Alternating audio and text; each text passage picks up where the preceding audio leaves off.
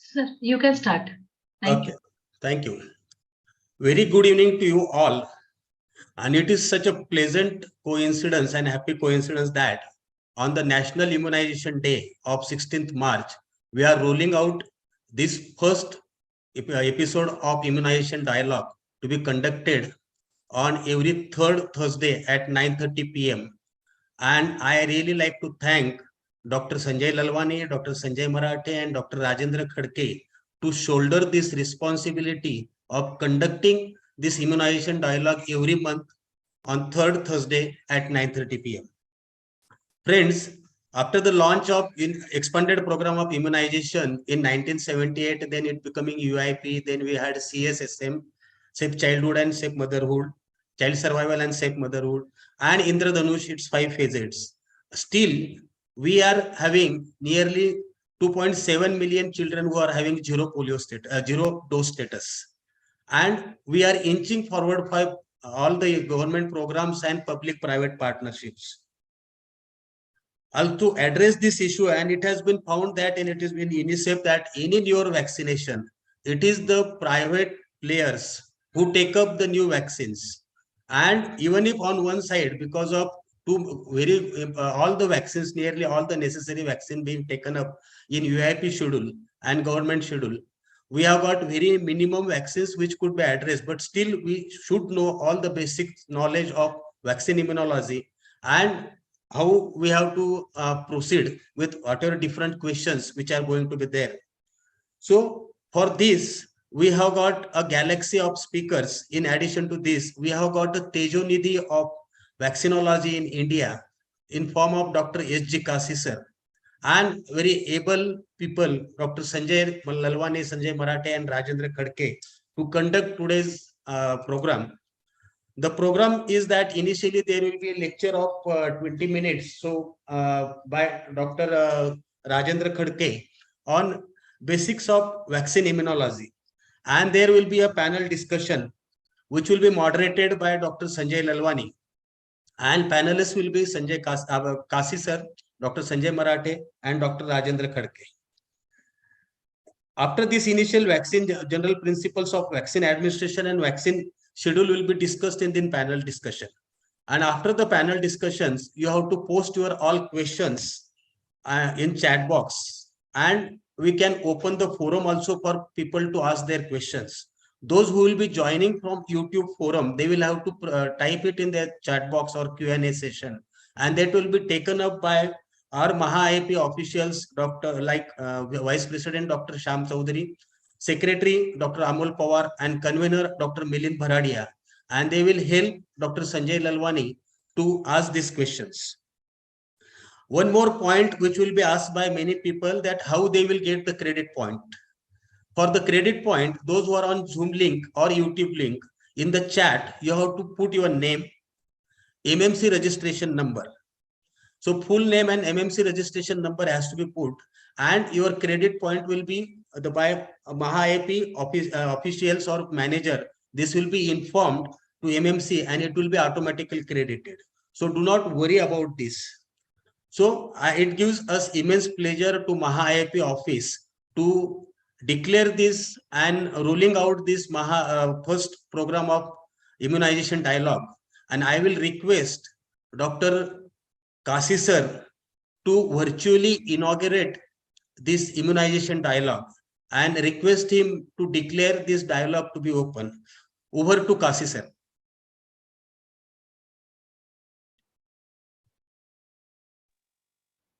Kasi sir, kindly unmute. Okay. Thank you, Dr. Ramakant. At the outset, I would like to express my sincere thanks to the office bearers of Maha-IP for giving me the honor of inaugurating this very unique online course in vaccinology.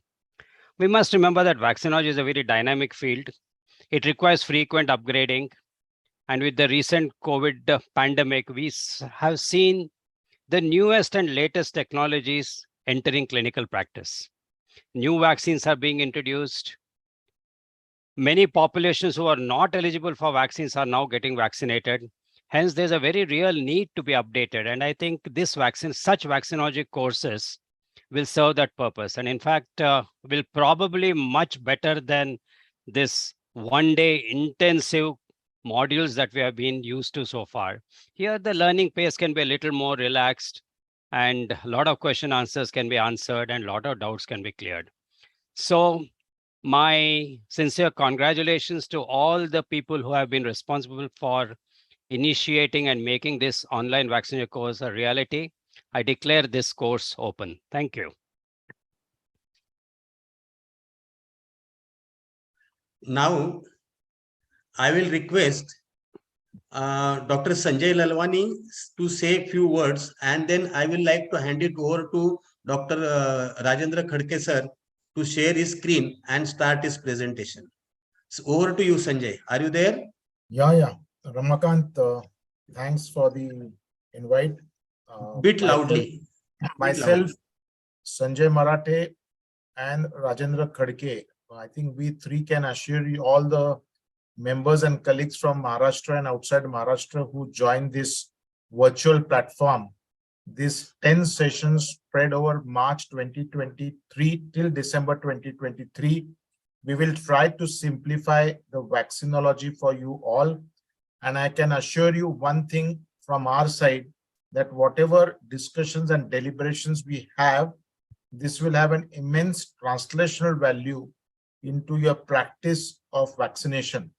I am sure that all of us will try to make the topics more simplified and more practice oriented. And I think each session will have a very clear-cut carry-home messages, which I think you all would really like to listen from all of us. And I must thank also Ramakant that we have agreed to include one doyen in the field of the vaccination from India in every session of ours. So we three plus one of the doyens, and I think we started with Dr. Kasi sir as the first doyen to start the whole immunization dialogue. And of course, he would be actively participating and we would seek his guidance whenever it is called for. I think I thank MAIP for this initiative, and we three of us will see to it that this series would be remembered by you all in years to come, and this will have an immense translational value in your practice. Thank you, Ramakant. Thank you, Sanjay. I will like to introduce my MAHAAP officials. Dr. Amol Pawar is our secretary. Amol, please unmute yourself and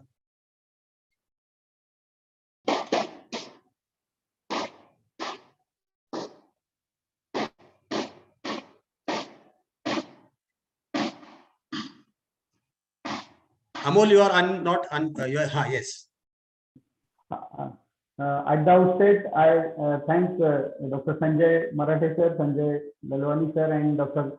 Khadke sir for agreeing. Everything has been explained by President Dr. Ramakant Patil sir. I welcome, on behalf of MAHAAP, I welcome Dr. Kasi sir, the great expert in vaccinology, and hope we all MAHAAP will get excellent deliberations from trio of MAHAAP experts in vaccinology in the coming months. Thank you. I also like to introduce a strong back office and our Vice President and Taskmaster, Dr. Shyam Chaudhary sir, to introduce himself and say a few words before I hand it over to Dr. Rajendra Khadke. Whether Milind Bharadia is there? Yes, Shyam, please. Hello everybody, and welcome. Welcome all. I wish all the best. Thank you. Over to you, Khadke sir. Dr. Milind Bharadia is there? No, sir, he has not joined. Okay. Over to you, Khadke sir. Yes, I would first share my screen and then start talking. Please.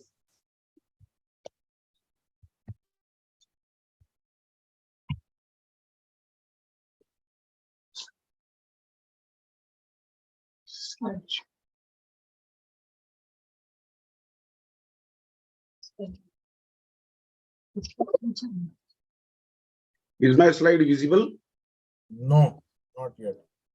No, sir. You have to click on the share screen button, sir. Just a minute.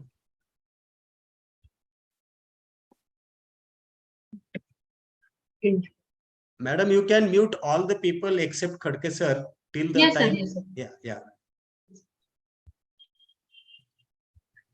Khadke sir, sir, please open your presentation first, then click on the share screen button. Okay. You are Just a minute. co-host. Just Other- open the presentation first.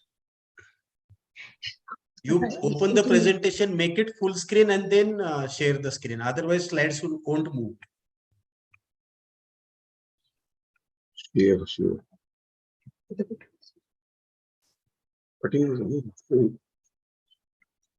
Slide show करने का है, share नहीं होगा। Share उसके slide Zoom la येऊ Meanwhile, hello, Pallavi madam. Yes, sir. Meanwhile, MMC observer Dr. Rajendra Kulkarni sir is there. I welcome him as a MMC observer. Until the time screen is shared, I request Dr. Rajendra Kulkarni to say few words. Yes, sir. He is there. Hello everybody. Yes, Rajendra. Yes, Raj. Yes, I congratulate my IIP president, Dr. Ramakant Patil, and his enthusiastic team for this very innovative, informative, and enlightening session. And I must congratulate him for the selection of the faculty also. I wish him all the best for his entire tenure. And I wish him all the best. Thank you. Thank you, Dr. Rajendra. Thank you. Dr. Rajendra is our emeritus observer and is a very organization man and for IMA and IAP. Thank you, Rajendra, for sparing your time. Past executive Sir, your presentation is visible. Make it full screen only. Okay. Yes, sir. Make it Thank full you. screen. Yes, sir. Thank you. It's Perfect. visible now. Thank you. Perfect. Yes. Sorry for the technical issues. And at the outset, let me thank Maha AP for giving me an opportunity to talk in front of such a elite pediatric audience of Maharashtra and across India. That too, I am blessed with the presence of Dr. Kasi sir, Dr. Sanjay Lalwani, and Dr. Sanjay Marathe to bless me for this presentation. I would start with the basic immunology, and I would just share my experience of the journey of vaccinology learning or immunology learning over the last 15 years. Previously, when we used to give some vaccines and share on our immunization cards, every year there used to be new recommendation and new change in the immunization schedule, and it was very difficult to change our files, immunization records, and we couldn't really, as a general pediatrician, couldn't understand what exactly is going and why the things are changing. Then I decided that we should really learn something basic, why this is happening. And as all of us know that basically this vaccinology is a dynamic process, and every year the things are going to change according to the evidence-based research papers, as well as the recommendations from the disease quantum, as well as the community. So let us talk about the basic immunology. If you want to really know why these changes appear in every year, why should we really learn immunology? A few vaccines are given at birth and few are spaced after a few days or few months or few years. Why this is happening? Live vaccines, as all of us know, that they really mimic a natural infection, and still the OPV is given repeatedly, and still we are facing with the eradication of polio worldwide. So why? What is the reason? What is the difference between what is conjugated vaccine and unconjugated vaccine? What is this concept of T-cell dependent, T-cell independent, and how to choose between your wholesale pertussis vaccine versus an acellular pertussis vaccine?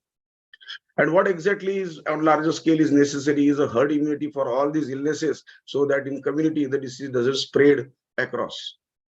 And what is the concept of long incubation period and short incubation period, and a role of a memory cell in your vaccinology? So according to the immunology vaccines, basically there are multiple partners. You have innate immunity and adaptive immunity as a broad concept. Innate is something which you are born with, and it is species specific. So the animals would have different innate immunity and the human would have a different immunity. And adaptive immunity is something which you adopt over a period of time after you are born because of the multiple antigen exposures over a period of time. The major causes of under 5 days have not changed for last 30-35 years. even in my undergraduate, these were the only major under five causes of death, like pneumonia, diarrhea, malnutrition, preterm births, and other infections. And data, they are still there. The number and pattern is only changing. But if you see the vaccine preventable diseases, measles itself, if you give more than 95% of the community give a measles vaccine, you can reduce the 40% these type of deaths. 6 EPI vaccines can reduce 13%, and new vaccines can reduce 10%. So almost 60% of under 5 deaths can be reduced just by vaccinating your community. Edward Jenner is called as the father of immunology, father of vaccinology, and who developed a smallpox vaccine way back. And he developed this smallpox vaccine from a Waka cow, and then whatever antigens later on were added, which were called as vaccines. After almost 80 to 90 years, Louis Pasteur developed a rabies vaccine. So you just imagine what must be the process of getting a vaccine available in the community, and how many years it takes for a vaccine to come into the market. But fortunately, now the things have changed, and we have seen COVID pandemic that we have produced a vaccine with immense fastness, with an effective vaccine, because we have n number of platforms which were already there, and we could produce vaccine in a very short duration of time and protect most of the deaths because of COVID pandemic. So in a simplest language, what is immunity? The immunity is basically just a capability of a body to resist the microbes to enter into your body and cause a disease. That is the simplest mechanism, simplest definition which can be good for the understanding. So there are specific as well as non-specific components which play an important role in this immunity. These non-specific components can be either eliminators like cilia, or it can be barriers like skin, mucous membrane, different type of pHs like acidic pH in the stomach, alkaline pH in the gut, and a severe acidic pH in your genitourinary tract. So these are all non-specific components which prevents these bacteria or microbes to enter in your body and cause a disease. There are specific components. Even if these barriers are broken, then you have specific components like T cell and B cell, which gives you specific immunity for that disease. Before going for in depth about the immunology, we should know there are a few terminologies in a depth. So what is immunization and what is vaccination? So we all use immunization and vaccination as a contemporary, but it's not so. So vaccination is a process of producing only antigen or presenting antigen to the body. But immunization means having an immune status of that disease after presentation of that vaccine antigen. So that is the difference between vaccination and immunization. Then coming to endemic, so number of cases throughout the year, if they are persistent, then we call it as endemicity. Now we know that there are many parts of India where we have malaria as endemic, dengue as endemic, and when it crosses the national borders, we call it as pandemic. And epidemic is something very interesting. When there is a small cluster of burst of these illnesses in some season, then we call it as epidemic. Increase in the cases of the same illnesses which are otherwise endemic, we call it as epidemic. But this epidemic declaration, the process is very, very crucial. So if you have 3 meningococcal meningitis patients from a same geography area in 3 months' time, you can declare epidemic. But at the same time, when you have 7.7 deaths per week in an influenza, then only we will call it as an epidemic. Otherwise, we will just call it as a outbreak rather than epidemic. Now, what is the vaccine efficacy? Now, vaccine efficacy means basically the effectiveness of the vaccine after it is rolled out in the community. Suppose we have 100 people which has been vaccinated for one vaccine, and out of that, almost 70% or 80% are protected from the disease, and 20% still develop the disease, then we call that vaccine efficacy as 80%. What is reproductive rate? Now, this reproductive rate, you must have heard in your pandemic, that reproductive rate is basically depends upon it repeats that basically there is an ongoing epidemic which is going on, or ongoing pandemic which is going on. So reproductive rate, if it is 0, that means the epidemic or pandemic is under control. And if the R0 is more than 1, that means the transmission of the disease is occurring in community and very fastly. The reproductive rate changes with the viruses as well as bacteria. And previously we thought that probably this pandemic has only 5 to 10% of the reproductive rate, but later on we realized that almost 25 to 30% of the R1 was calculated as far as the pandemic goes. Then what are the contraindications? Now, contraindications means basically absolute no to the vaccine. Now, there are very few. Previously, there were a lot of contraindications for diphtheria, pertussis, tetanus vaccine because we had HHE, that is hypotonic, hyporesponsive episodes, inconsolable cry more than 3 hours, then high-grade fever for more than 48 hours. And encephalopathy in 7 days of vaccination was considered to be a contraindication for DPT vaccination. But most of these contraindications are now converted into precautions. And there is only anaphylaxis, and anaphylaxis to the dose is a major contraindication to almost all vaccines. Now, what is contact immunity? Now, the contact immunity means basically if you have given some live vaccine to a person in the family, and others can also get benefit because of that contact immunity, because they stay with this, and the immunized person sheds these viruses or bacteria, and that causes immunity to this. But does it really occur in our undergraduate student life? We were told that we have a very bad sewage system. So basically, if you give oral polio vaccine to one, through this sewage system, it would be contaminating the food others, and others would get immunized. But that is not so. In oral polio vaccine, we have lakhs of virus particles which are given in these 2 drops, and the shading occurs in thousands. So even if you want to have contact immunity with this, you will have to eat almost 17.5 kg of feces from that OPV immunized person to get a contact immunity. So this doesn't really hold true. Now, what is seroconversion? Seroconversion is basically once you have introduced antigen to the body and there are detectable antibodies in your blood, then it is called as seroconversion. But that doesn't suffice for protection. So when you want a protection, you require these antibodies in a sufficient number. So that is called as GMT titers. Mean geographic titers necessary to protect from that disease is necessary. What is coverage? The coverage is basically number of people vaccinated, and what are the precautions which I already talked about. Now coming to the basic of innate immunity and adaptive immunity. What is innate? As I said, that basically innate immunity is you are born with. So it is non-specific. It is a rapid response to the antigen which has entered into the body. So there is no memory cell. So whatever response is non-specific.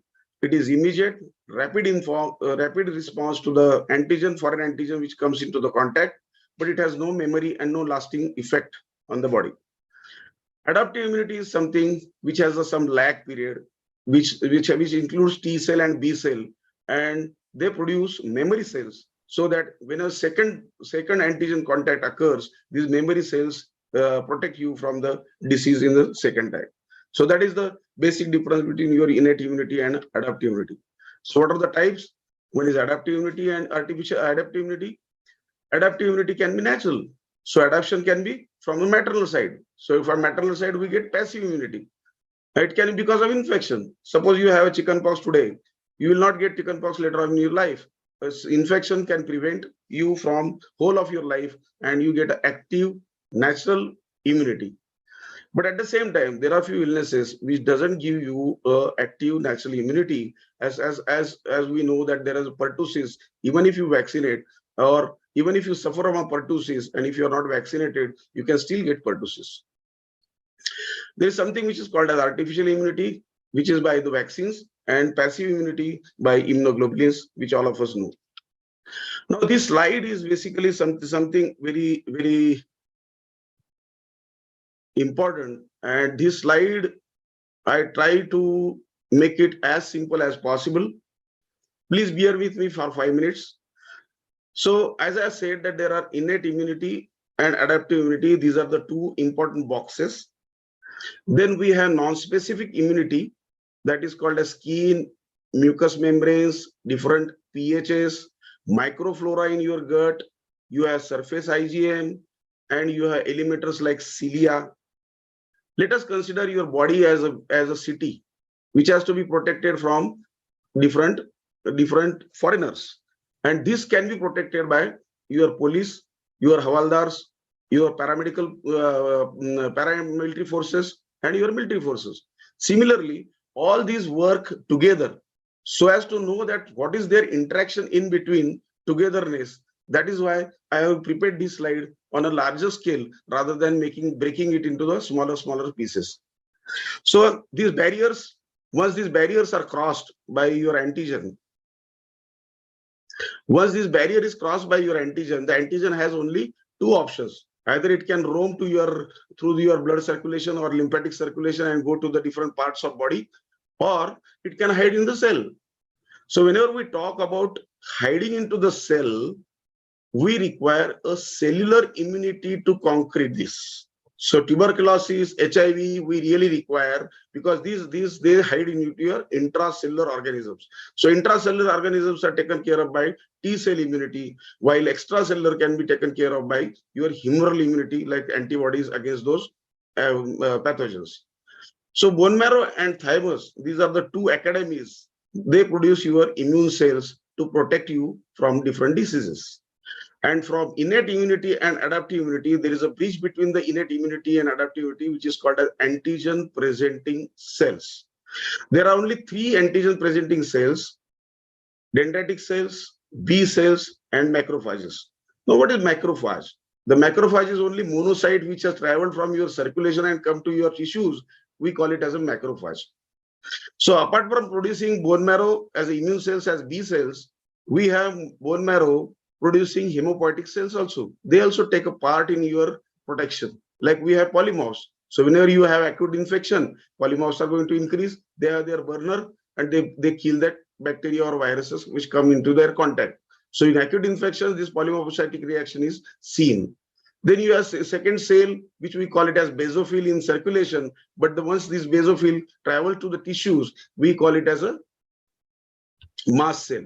And this mast cell is important as far as your allergic reactions are going to be there. So whatever anaphylaxis which occurs are because of degranulation of these mast cells. There is a third cell which is eosinophil cells. Exact role of eosinophil is not known, but it is said that basically they work for parasitic elimination. Then once this antigen enters into the body, there is an immediate proteins like C3 and C5 which are there just under the surface of your skin and mucous membrane, and they tag this antigen. They tag this antigen to be recognized by your antigen presenting cell. So what is this tagging? That means basically they are made recognized in the crowd and they can be easily detected by your antigen presenting cells. And there is a mechanism which is called as a toll-like receptors which recognize this foreign antigen, goes to that antigen, engulfs that antigen, processes that antigen, breaks into pieces, and shows it off on their surfaces as fractions. So once this process occurs, these macrophages or antigen-presenting cells starts migrating towards your lymphoreticular system by releasing your interleukins. Now, when you go to lymphoreticular system, you have cells which are already trained in your warfare. And that is what is called as a naive T cell, which has been trained by Thymus Academy. Now, this requires some stimulation. This requires something to say that I want to do something in the war front. So this interleukin, which is released by these antigen presenting cells, stimulates your T0 cell to convert either into T1 cell or T2 cell. So T1 cell is what we call as a cytotoxic T cell, and T2 cell basically acts as helper, suppressor, or regulator cell. Now, what do you mean by helper cell? These T2 cell help your B cells to produce immunoglobulins, and there are dendritic cells which matures these immunoglobulins and send it for the warfare. So different immunoglobulins from the B cells are produced, like IgM, IgA, IgG, IgE, IgD. All these immunoglobulins are produced, and the stimulation is necessary from T helper cell. So let us say that basically if you have antigen which would only stimulate your B cell, you will have only humoral response, which is going to be immunoglobulins release. It would be short-lived. It would require number of doses more than the T cell pathway.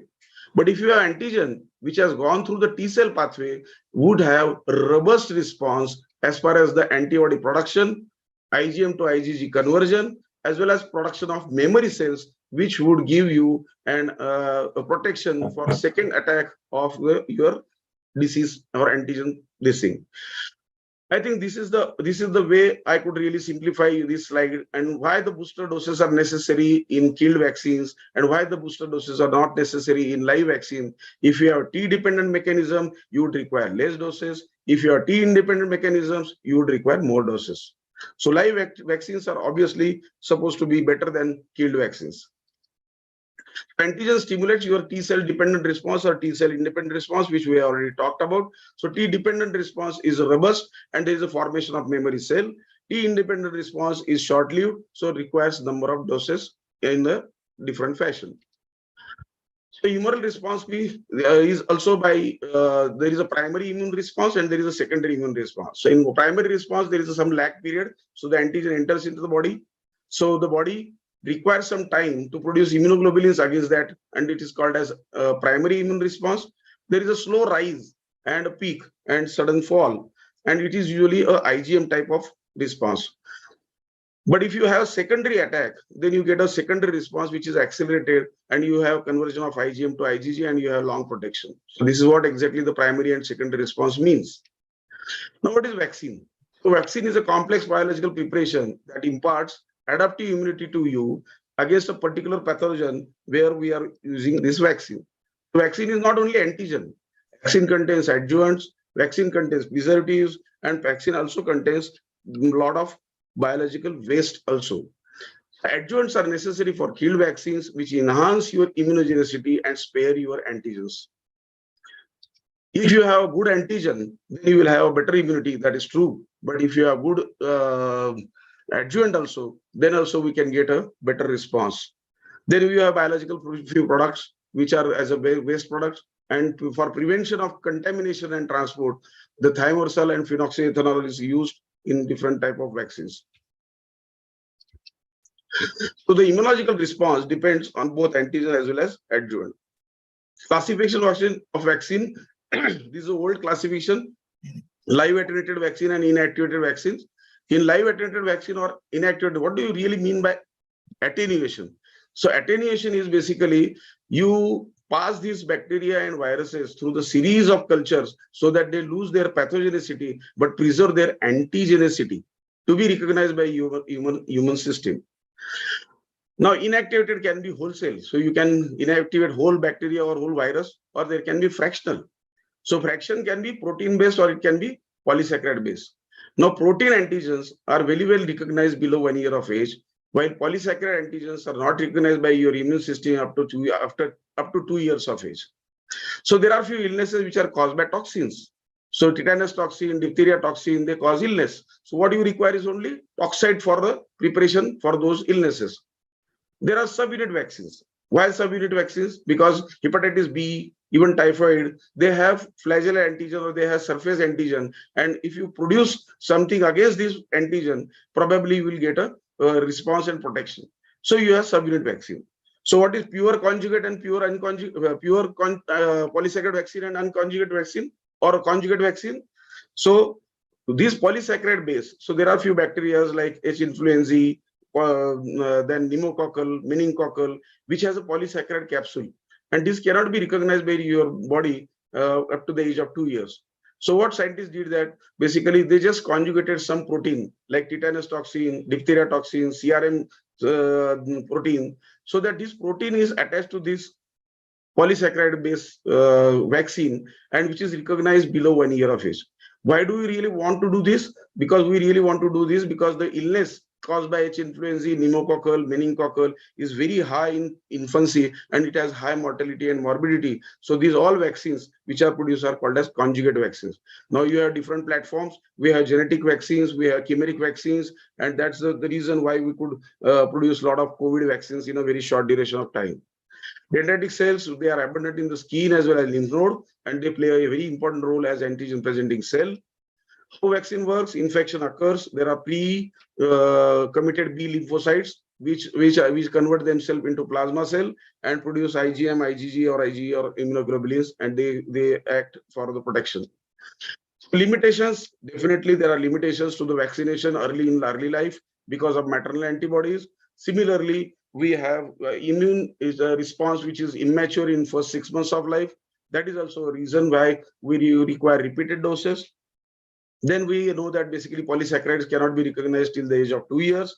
There are less GC response, so the even protein antigen also do not work as they are supposed to work after 1 year of age.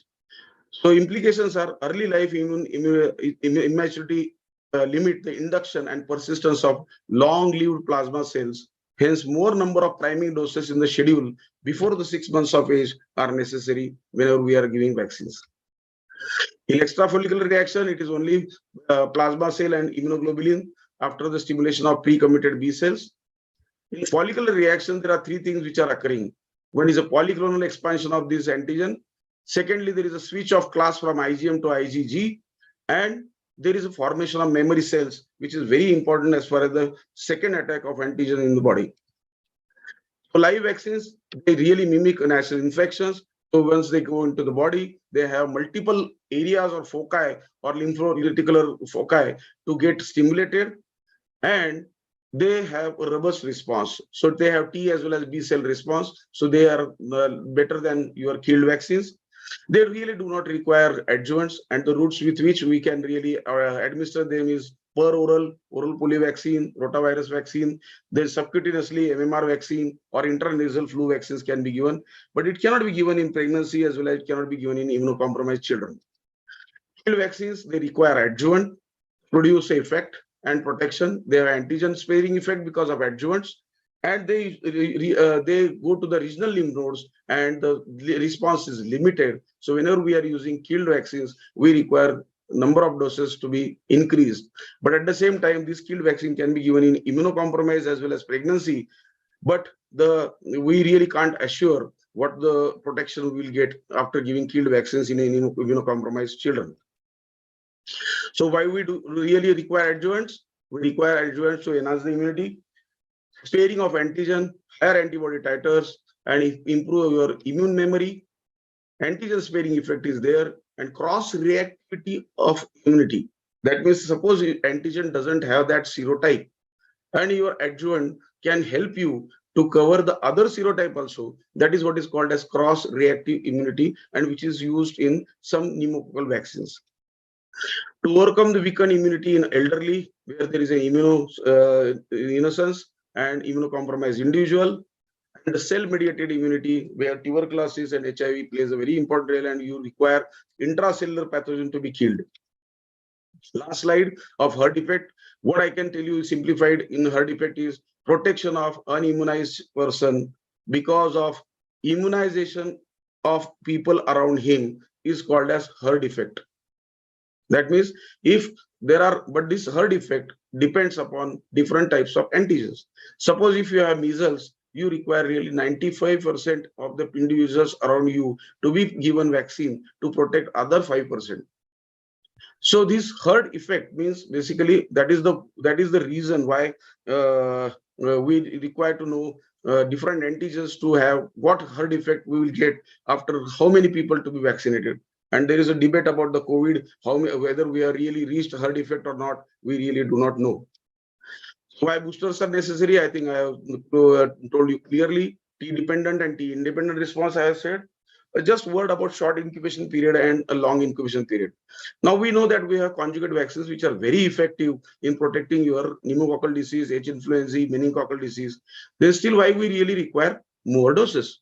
So the more doses are required because we want high GMT titer in that period of his susceptibility to protect him from that illness. That's the reason whenever we have short incubation period like H. influenzae, pneumococcal and meningococcal, you require more doses to have a high GMT titers. And when you talk about long incubation period, now we know that hepatitis A and hepatitis B, these are the viruses which have long incubation period where you can have, you can rely on your memory cells which can get activated in 1.5 months time and give you protection. So protection can be given by your natural disease person only because of their long incubation period, and you don't have to really worry about that. This is a memory cell which works here. Thank you very much for your patient listening. I hope I have done it in a very small, short period and acceptable to all. Thank you very much. Thank you, Khadke sir. It was a wonderful basics of vaccine immunology in only 25 minutes, which is a topic itself for one day. And that slide will require 1 hour, but you finished it in 5 minutes. And many things have been cleared. What is difference between basophil and mast cells? What is difference in macrophage and monocyte? Wonderful. I hand it over to Dr. Sanjay Lalwani to continue the panel discussion. He is the moderator. Dr. Kasi sir, Dr. Sanjay Marathe, and Dr. Khadke sir will be the panelists. Over to you, Sanjay.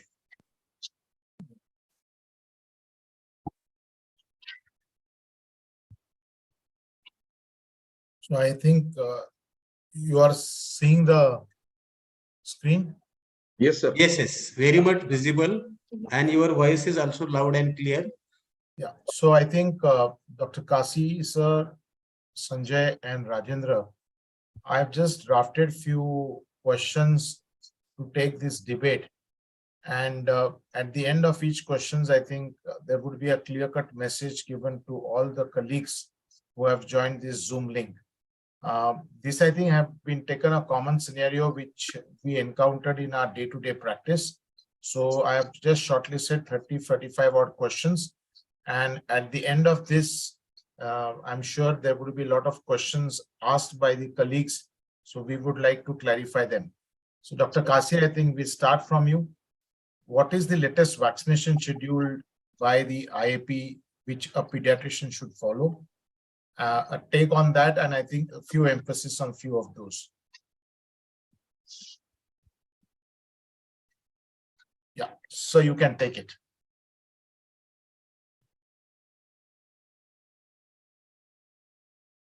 Yeah, thank you, Dr. Sanjay. The last time that the immunization schedule has been revised by IAP was in 2020. Probably some revision may take place this year. Now, this colored chart gives you an idea of what vaccines, what are the primary age groups, and the period during which the catch-up can be given. As you can see, BCG is to be given at birth. Now, what is birth? Generally, we say BCG within 2 weeks at least. Hepatitis B, 3 doses, which we used to do formally. Now, since we are giving a bird dose and combination vaccines, we are giving 4 doses of hepatitis B. The bird dose of hepatitis B should be given within 24 hours of birth. That is, I think, is extremely crucial. That is important to both prevent vertical and horizontal transmission.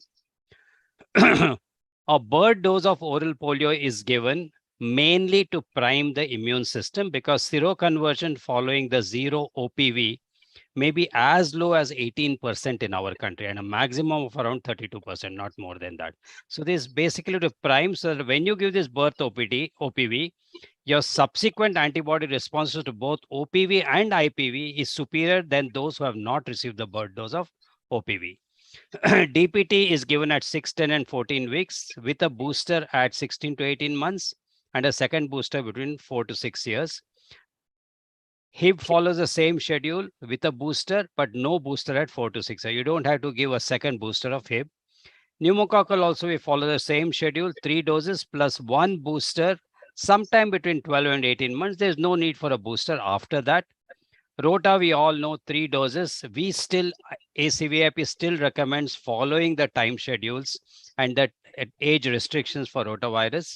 We still believe the first dose should not be given beyond 15 completed weeks and the last dose should not be given beyond 32 completed weeks. Influenza vaccine is recommended as a routine vaccine in the first 5 years. 2 doses at 6 months and 7 months, followed by annual vaccination. Whatever time the child achieves 6 months, give the vaccine. Subsequently, try to alter the schedule so that you give the Southern Hemisphere vaccine every year, which is more suitable for the Indian scenario. MMR, we give 3 doses. 9 months, 15 months, and 5 to 6 years. Now, this 5 to 6 years dose is mainly from the point of view of mumps, not measles and rubella, because 1 dose of rubella and 2 doses of measles is sufficient to give protection lifelong in almost all the vaccines. Typhoid, ACVIP recommends a single dose with a catch-up right till 18 years. Hepatitis A, the inactivated is 2 doses. The first one at 12 months, the second one is at about approximately 6 to 12 months later. The live attenuated requires only 1 dose at 12 months of age, a completion of 1 year. There's no need for a second dose of the live attenuated vaccine. Varicella 2 doses, first dose at 15 months. And now, as you all aware, we give the second dose, recommend the second dose within 3 to 6 months and not wait till a child is 5 or 6 years, which we can discuss later on. Tdap is strongly advised between 9 and 11 years, an average of 10 where we give the third booster. Catch-up can be given anytime till 18 years. And so far, there is no recommendation for a second dose of Tdap. HPV, we are going to discuss a lot because there have been a lot of changes. As of now, this is an old schedule where we say 2 doses and then 3 doses. Things are changing. Meningococcal, JE, cholera, pneumococcal polysaccharide, rabies, and yellow fever are all vaccine in special situations. Rabies can be given anytime after birth. Yellow fever can be given after 9 months of age. The JE, the inactivated vaccine, which we are using in our office practice, is given above the age of 1 year. Oral cholera is also above 1 year. Meningococcal, the conjugate vaccine, the Menactra brand, is recommended in 2 doses at 9 months and a second dose 6 months later, whereas Menveo is recommended only about 2 years of age. So this in brief is the IAP recommendation as of now. Thank you. Yeah, so I think what Dr. Kasi sir told to all of us, more important of this schedule, we need to give a birth dose of hepatitis B. I think that's very important. And if you look at the injectable polio, the first 3 dose booster at 18 months, and we need to give the other booster at 4 to 5 years of age. Sanjay, what is the current national immunization schedule? How does it differ from IAP schedule? And as next question to you on the same, what are the factors considered by policymakers when formulating this recommendation? Means I want you to clarify why there are less doses, why the duration is different in the national program as compared to the one which is recommended by IAP. Dr. Kasi has just taken us through the IAP recommendation of immunization, which most of us follow in our day-to-day practice. But what's the national policy where 90% of our birth cohort takes the vaccine in the national immunization program? Sanjay, thank you. In one sentence, if you want to consider what I personally feel, what CDC recommendation to ACVIP is same as ACVIP to the government schedule. Means the ACVIP which sir has discussed is always focusing at complete protection to an individual who comes to your OPD. Whereas government has a different criteria to decide. The government is basically thinking on what is the disease burden, what is going to be the impact of the vaccine if it is rolled into the national immunization program, what is the mortality and morbidity associated with it, and what we are going to achieve. This is first. Then they go for safety and vaccine efficacy. The third is the cost, because the government has to think always whether it is cost effective and whether government will be able to give that. The fourth is, even if it is supported initially by some Gates Foundation or something, whether we will be able to continue with the same immunization, whether our country is capable of producing that many doses of vaccine, everything is considered before coming out with the national immunization program. But at the same time, what government of Ministry of Health has done, they have shortlisted 6 to 7 important diseases where there is a significant impact when it is rolled. For example, they say we'll give BCG, but now they have also introduced hepatitis B first dose, which is very, very important, which Dr. Kasi sir has said.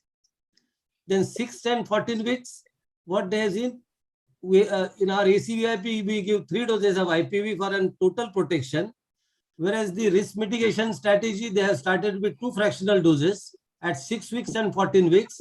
Now recently they have introduced the 3rd dose at 9 months, So now the government will give you 6, 14 and 9 months, which is a recently introduced one.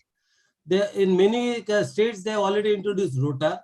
They do not give IPV in a full dose, what they give pentavalent.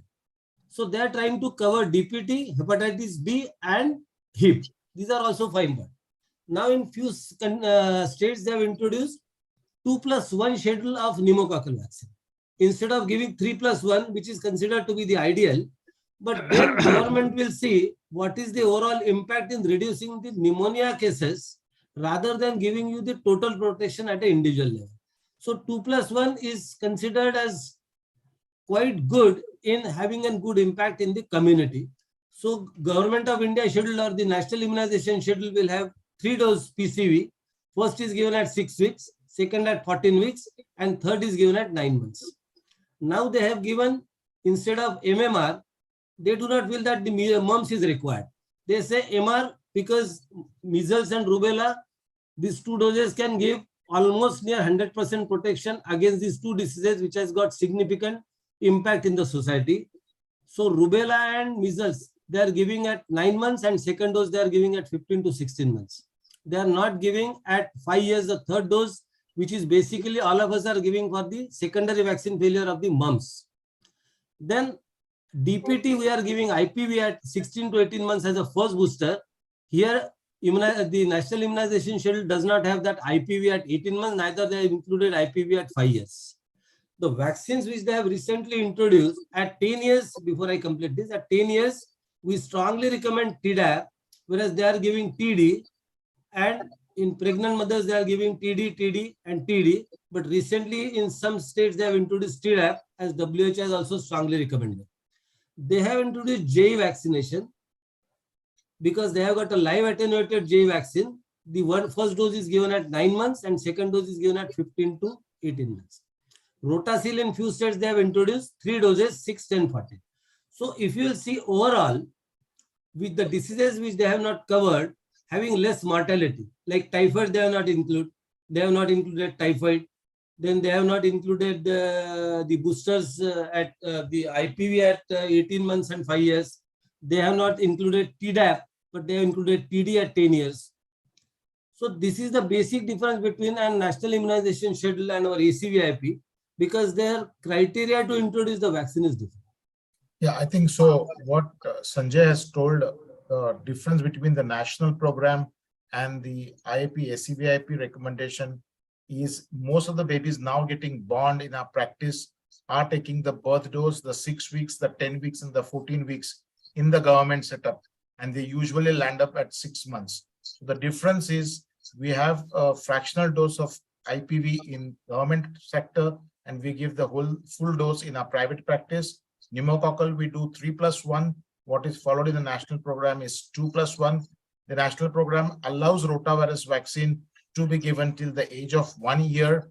We use MMR, they use MR, they do not, and of course they use the Tdap in a private practice in ACVIP and in government sector TD. And of course now we have rolled out polio, rota, HIB and pneumococcal already in the national program. And I think Maharashtra, each of the states and each of the districts and each of the recipient are getting all this vaccine. But I think most of our pediatric cohort patients are taking 6, 10 and 14 weeks vaccine in the government setup, and they land up at pediatrician to take the flu vaccine at 6 months of age. Dr. Rajendra, why recommendation for the following vaccine change? I will take one to each of you. Why there has been a 5th booster dose of injectable polio at 4 to 5 years? What is the justification for that? See, the problem is basically now we are polio-free country for last many years. And though so as to keep our polio-free country status, it has been observed that time since vaccination concept that these antibody levels are falling up to 95-96% in type 1, type 2 and type 3.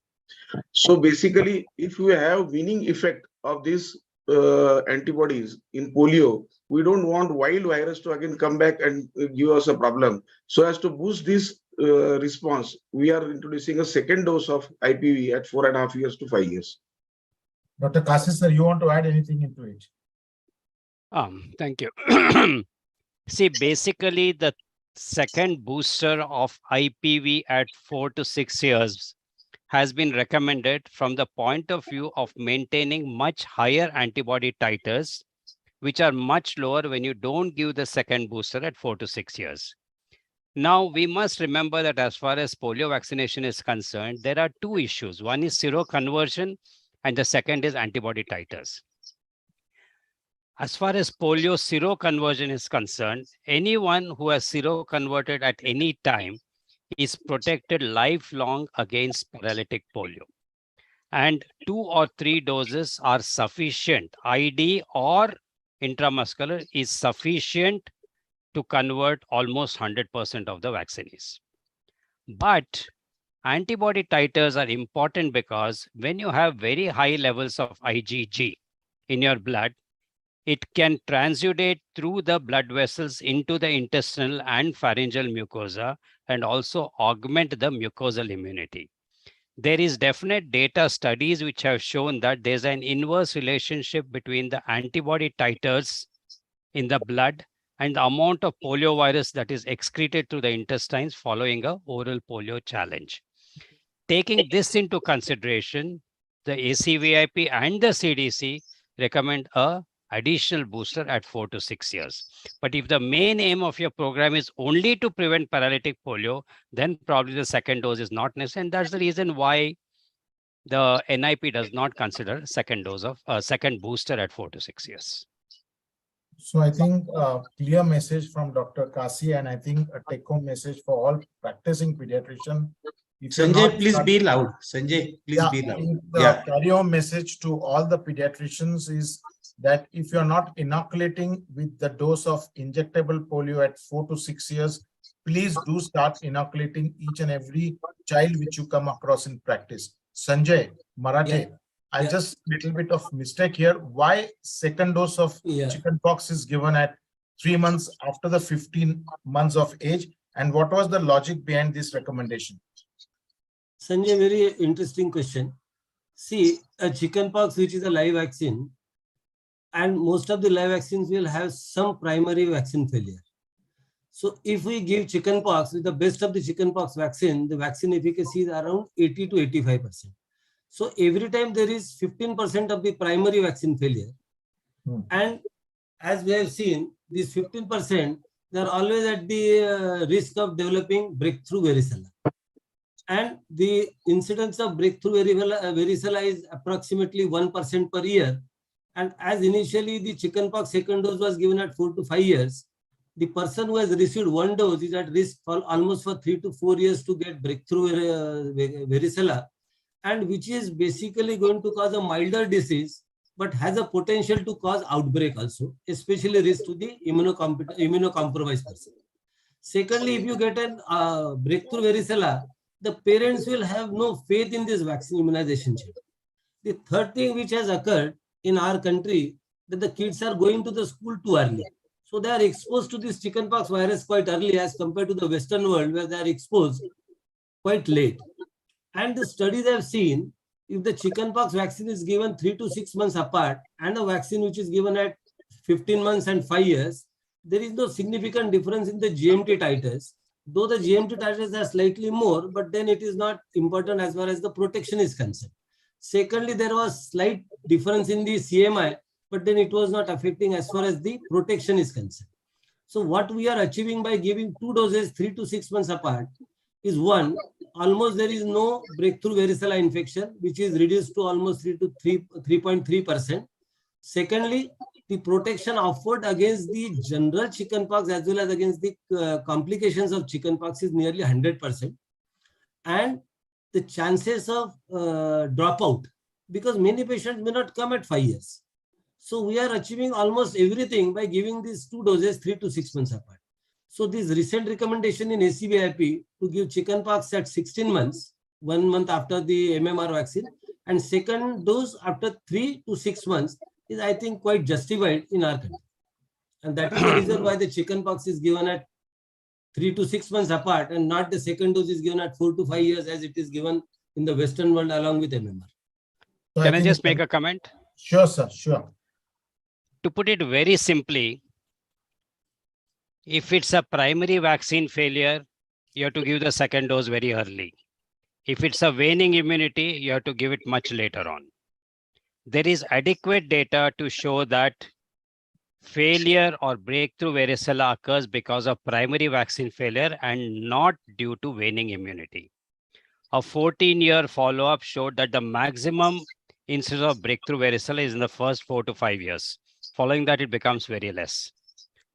They looked at another study where they gave the chickenpox vaccine and looked at the decrease in efficacy over a period of time. First year, it was over 98%. Second year, 89, third year 84, and then it remained between 82 to 84 for almost 7 years. So this is very definite data that the issue with chickenpox is primary vaccine failure and not waning immunity, and thus it is justified to give an early second dose rather than a later second dose. So I think Dr. Sanjay and Dr. Kasi sir has amply clarified that all of you, when you start using and you are giving chickenpox, and if you are giving the second dose at 4 to 5 years, prepone it 3 months after the first shot of chickenpox, you must give the second shot of chickenpox.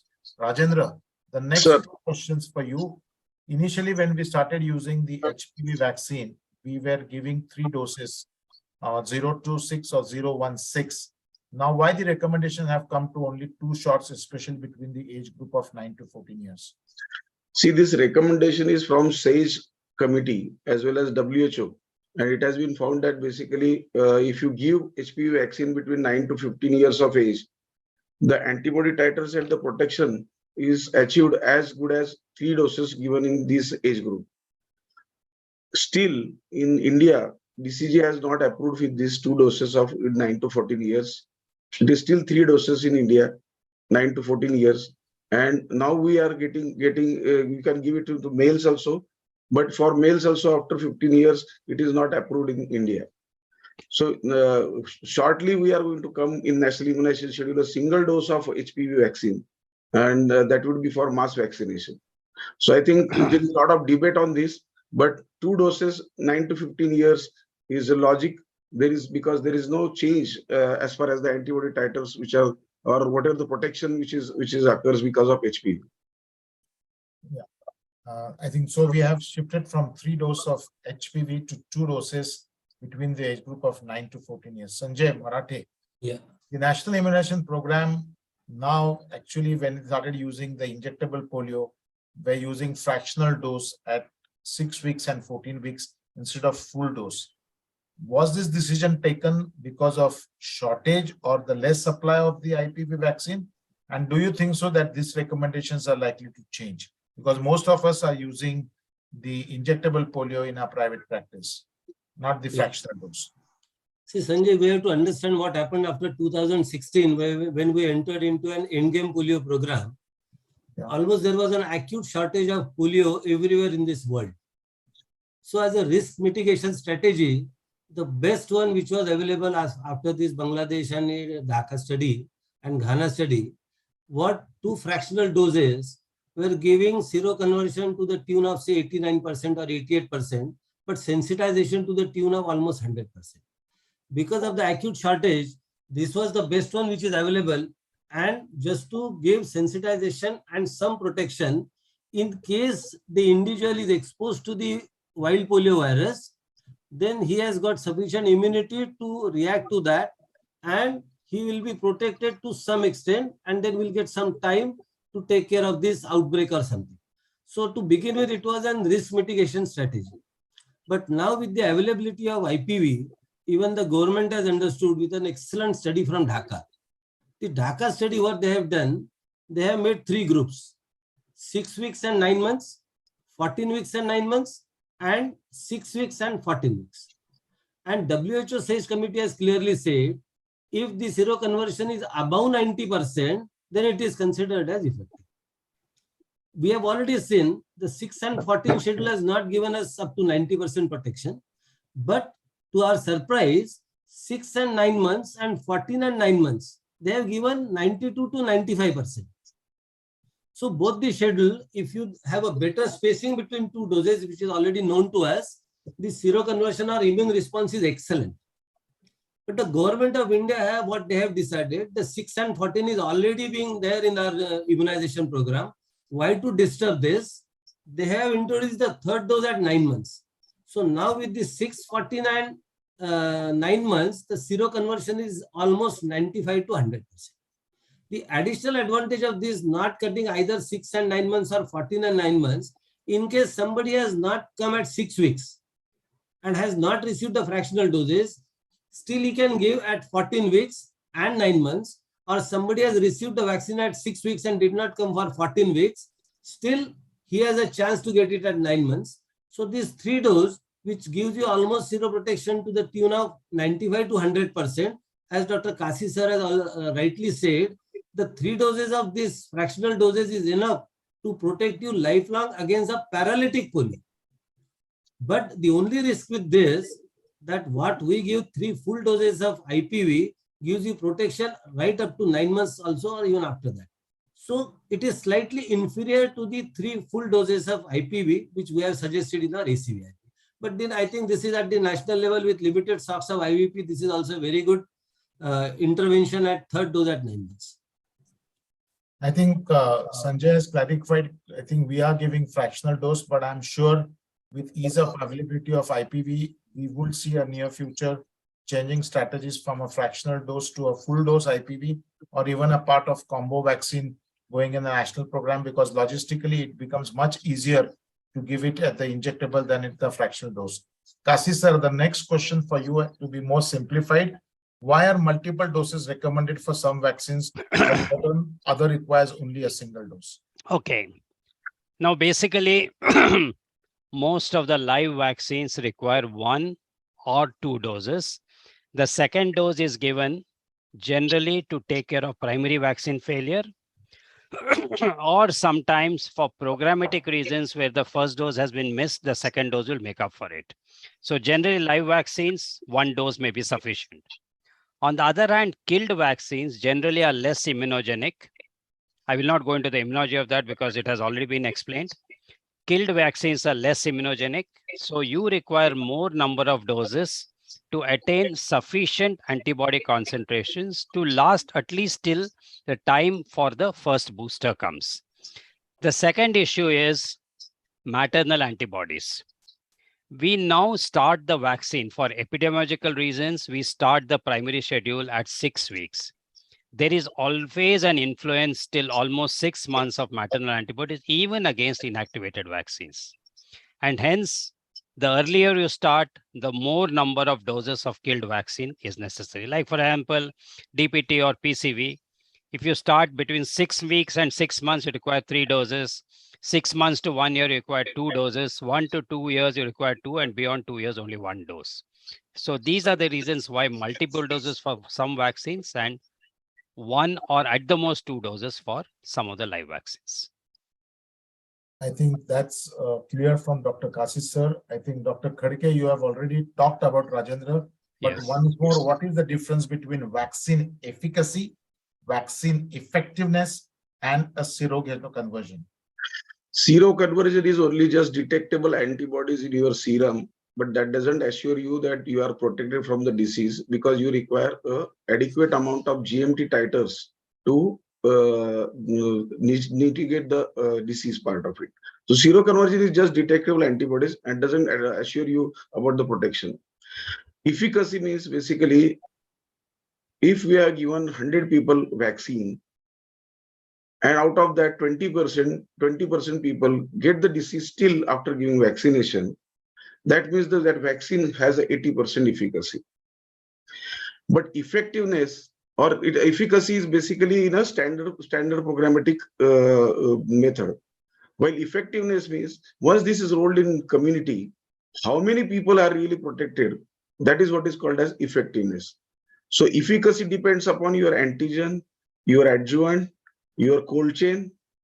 Same is about the effectiveness, where once it is rolled in the community, what is the immune status of a society and how they respond to the vaccine.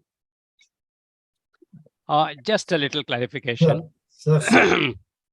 Efficacy is how well your vaccine performs against predetermined endpoints in a situation which is highly controlled and rigid like a vaccine trial. Effectiveness is how well the same vaccine performs against the predetermined endpoints when it is rolled out into the population. Efficacy and effectiveness may be equal, efficacy may be more, effectiveness may be more. For example, if there is a strong element of herd immunity, your effectiveness will be more than the efficacy. On the other hand, if the coverage level is low or the cold chain is defective, your efficacy will be more than your effectiveness. So this is the connection between efficacy and effectiveness. So I think both of them have clarified what is an vaccine efficacy, what is an effectiveness, and a seroconversion. I think most of the vaccines which we use in our clinical practice, we look at the antibody levels of those antigen, and which serves as a surrogate marker for the vaccine effect, vaccine safety. So I think we look at the antibody levels at the surrogate markers. Sanjay, Huh. only one point which we should add, seroconversion is not always seroprotection. Absolutely. That we have to understand. Yeah. Next question to you, Sanjay. How does immunity differ in a live and killed vaccine? I think Rajendra did it, but one more time, because I think this concept needs to be very clear to every pediatrician in a simplified way. Those who have heard Dr. Khadke's lecture, I think this is, he has already explained it very well. As we all know, the live vaccines are highly immunogenic. The antigen is almost always protein. So you get a robust immune response as this protein component of the vaccine. First, when we give live vaccine, it is giving you antigenic stimulus multiple times as it is multiplying continuously in the body, sensitizing and activating the germinal cell centers across the body. So the antigenic stimulus is excellent. Secondly, as we have already studied, a protein antigen not only stimulates the marginal zone where the B lymphocytes are present, but also stimulates the T lymphocytes.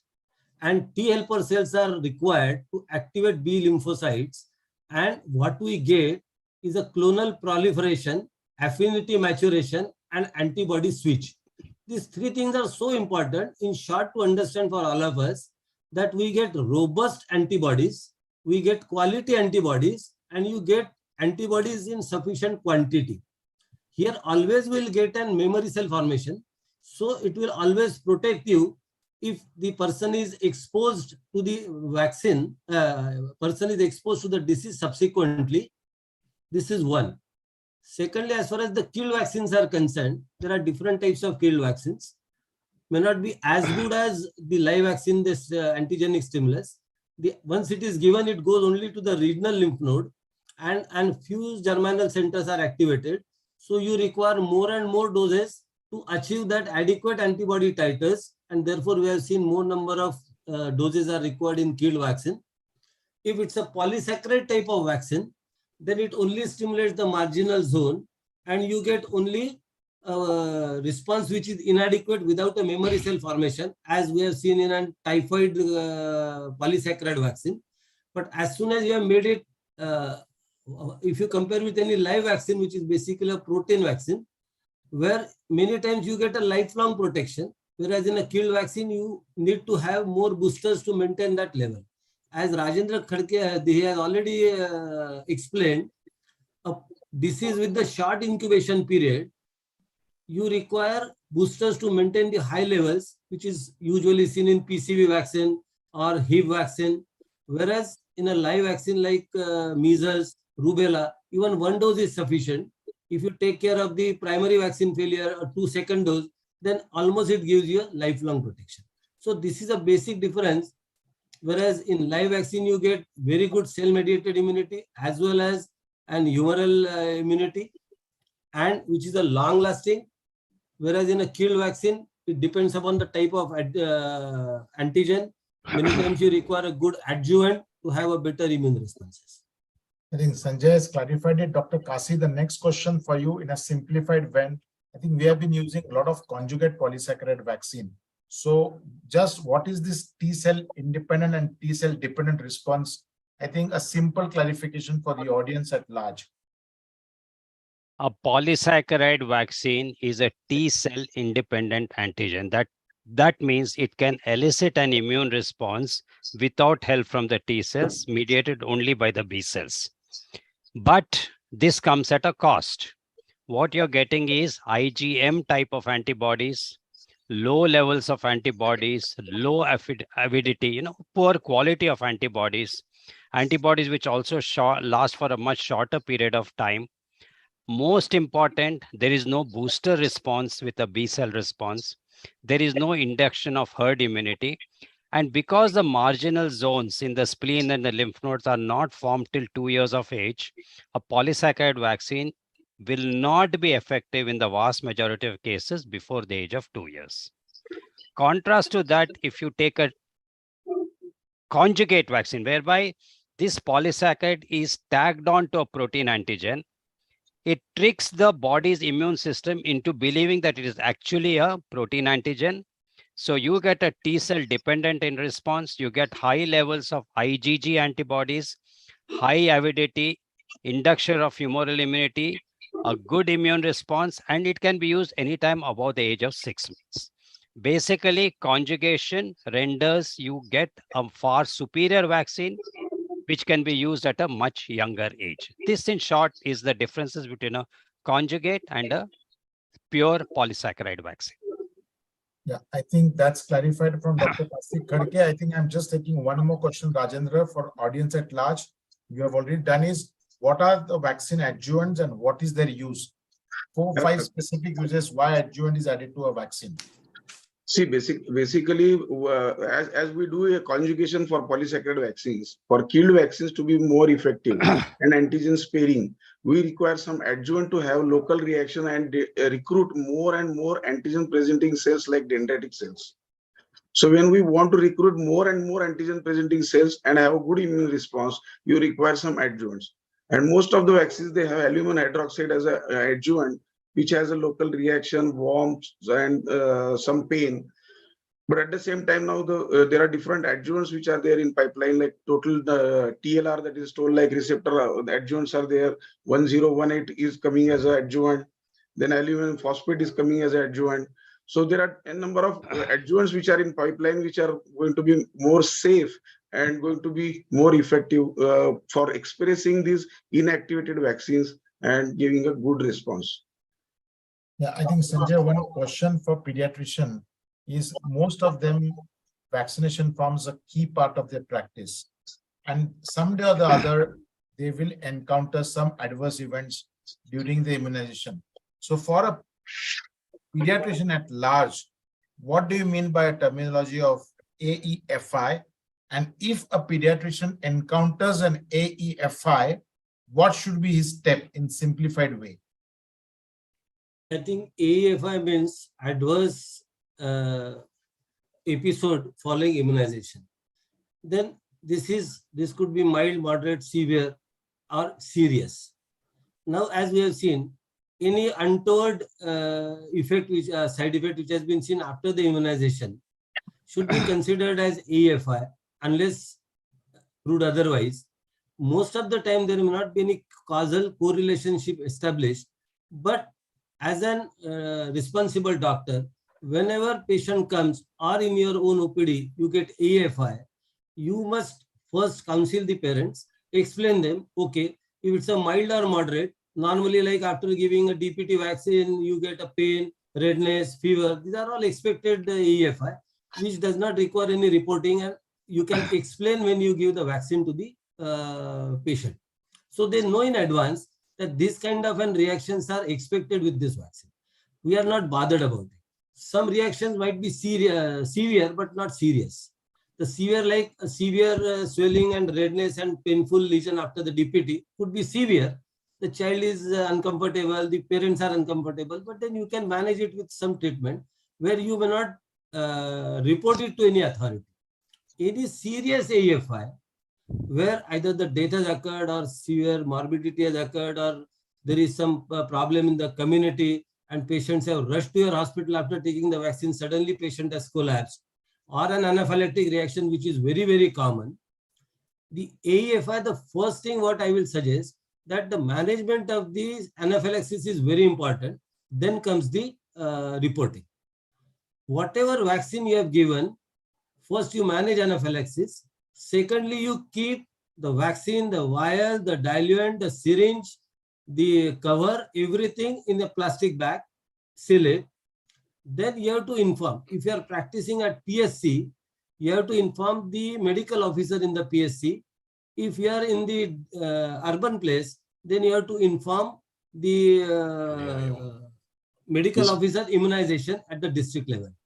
If it's a serious thing, something has happened and death has occurred, it is also your responsibility to inform the police that such and such thing has happened. And at the same time, see to it that you have isolated all the vaccines of the same brand and with the batch and keep it away, keep it separate and say do not use it and label it. Here, this is what you are supposed to. Don't get panic, because we have seen after giving a vaccine, there is an vasovagal and there is sudden collapse. That does not mean that you should worry about it. You should try to manage it. And if it's a recoverable condition, I don't think you have to inform it to the medical officer immunization. All serious AFI must be informed. Or sometimes with a newer vaccine, for example, some newer vaccine of a typhoid and every alternate patient is getting high grade fever. You do not have to inform to the national authorities or district authorities, but you can inform the company through your stockist that such and such thing is occurring. And if you have an internet, you inform it to the ID sir, because then people will come to know that such and such thing is occurring after a particular vaccine. So everybody is, you can say, informed. And if they are also facing the same problem, the company can take some action at that level. So AFI is something which is not uncommon. The serious AFIs are very uncommon. So everybody must be prepared to manage anaphylaxis. In your OPD should be a take-home message, and where to inform is very simple. But management of anaphylaxis should be known to everybody. Ensure that when you start your immunization clinic, your adrenaline is available, your oxygen is available, your IV fluids are available, and then only you start your immunization. Kasi sir, do you want to give any advice? Because everybody will come someday or the other in their 10, 15, 20, 30, 40 years of practice in AEFI. Yeah, I think what Dr. Sanjay has covered up very well.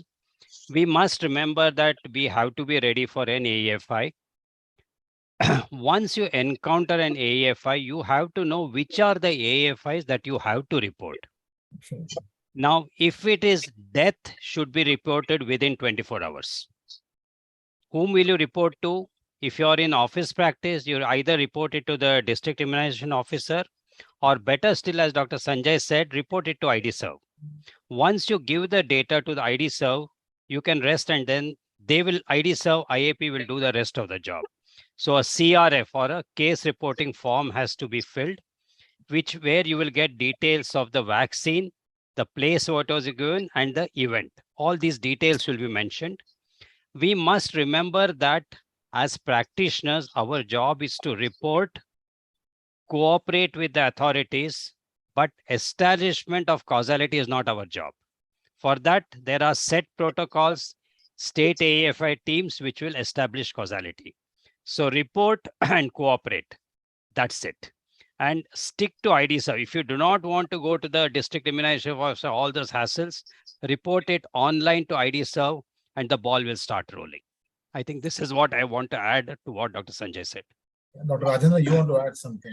No, everything is covered. I just wanted to tell that basically whenever we are managing a patient who is with severe AFI, like anaphylaxis, everywhere we say that we are airway, breathing, circulation and drugs. Here the drug comes first and adrenaline is first. So basically here the dose of adrenaline undiluted 0.1 ml per kg intramuscular immediately the moment you suspect anaphylaxis is necessary.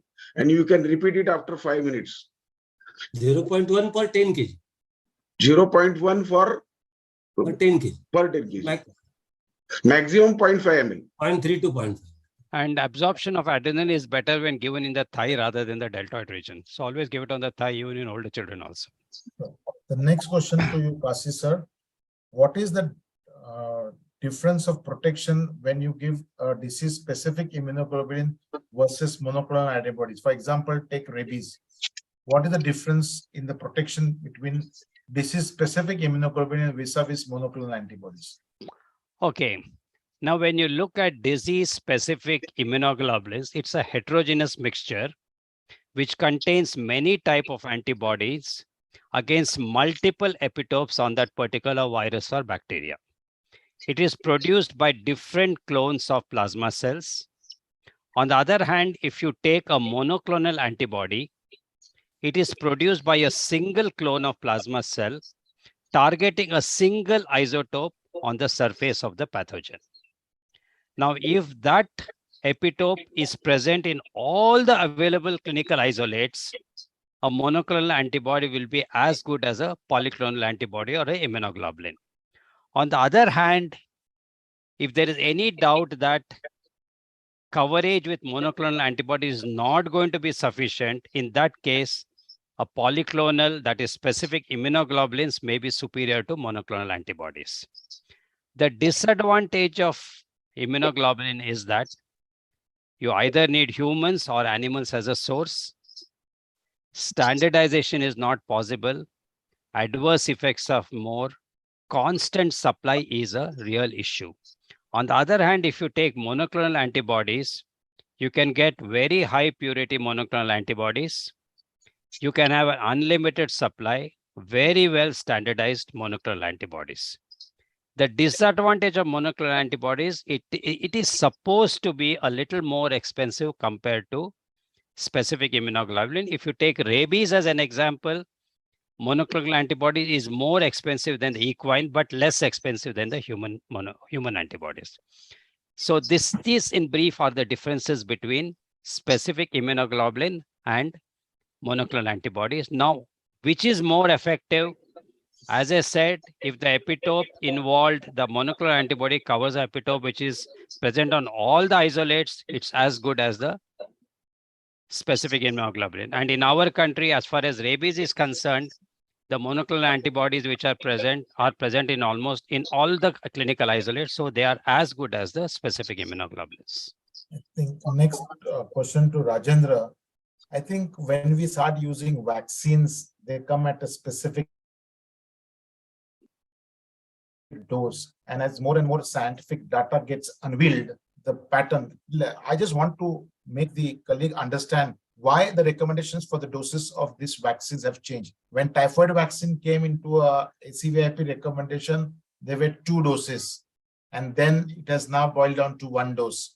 One another example was an HPV. When it came between 9 to 14 years, it were 3 doses. Now they are looking at 2. Subsequently, it will come down to 1. So what is the justification for this change? The audience wants to know at large, a basic principle for that. In the typhoid conjugate vaccine, the research studies have already revealed that basically a single dose is necessary because even if you give 2 doses, there is no boosting effect. So there is no boosting effect after giving 2 doses. We have seen that the culture positive salmonella can be there even if you give conjugate typhoid vaccine. That is true. But at the same time, giving 2 doses is not the answer for this because there is no boosting effect after giving the second dose of typhoid. Similarly, HPV has already been discussed that basically 9 to 14 years, the immunological response is similar to 3 doses which we have previously practiced, and there has been sufficient data for that. So that's why now 2 doses are necessary for HPV. Yeah, Dr. Kasi, audience at large wants to know what is this ACVIP?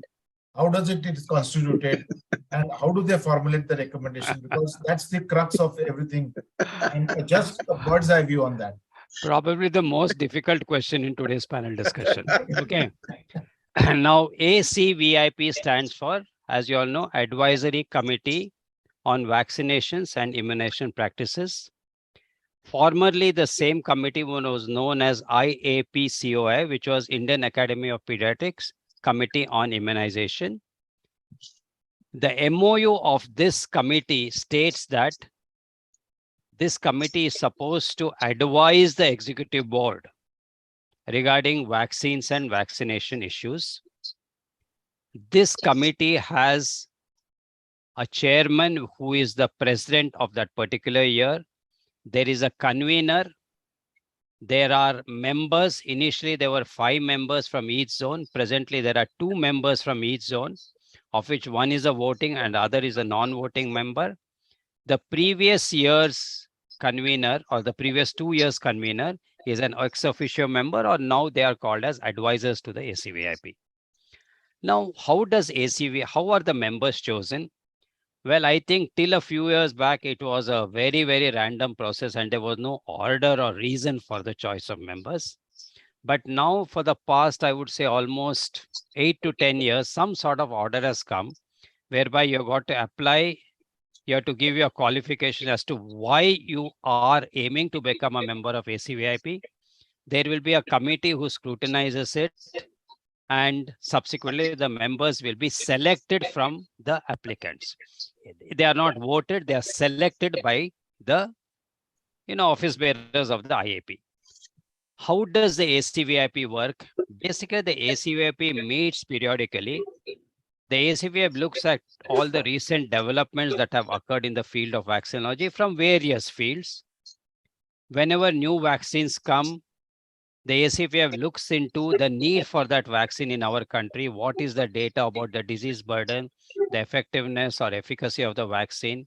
Do we really need it? And then makes recommendations regarding these vaccines. Now, generally, the ACVIP committee duration is for 2 years.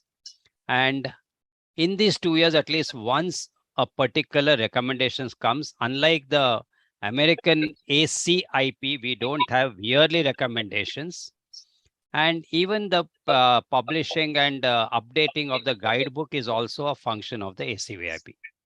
The ACVIP also advises the president regarding certain issues regarding immunization, which should be carried over to the higher authorities like the Ministry of Health and Family Welfare. These in brief is what is ACVIP, what are the functions and the members. I think Dr. Kasi has simplified it because the pediatrician at large should know how the ACVIP, why the recommendations come, what goes in the scientific deliberations. Sanjay, I think let's come to questions of inoculating now after going through vaccines. We have a child who came to us on 15th of, or maybe 20th of February, and he has come today to me to take the second dose of Pentavac vaccine. Should I give or shouldn't I give? So what are basic principles of giving a killed vaccine, a same antigen repetion, a killed and live vaccine, 2 live vaccine at the same time? What is the difference we need to follow? A carry-home clear message to the audience at large. Okay. First, we'll decide what is the schedule of dosing, why the gap of particular duration is kept between 2 doses. Because once we give an antigen of a particular vaccine, there are waves of immune responses. And usually the waves will continue till 4 weeks, where if you give the second dose after the 4 weeks, the immune response will be adequate, immune response will be robust. This is what the studies have said. This is true for live vaccine, this is true for the killed vaccine also.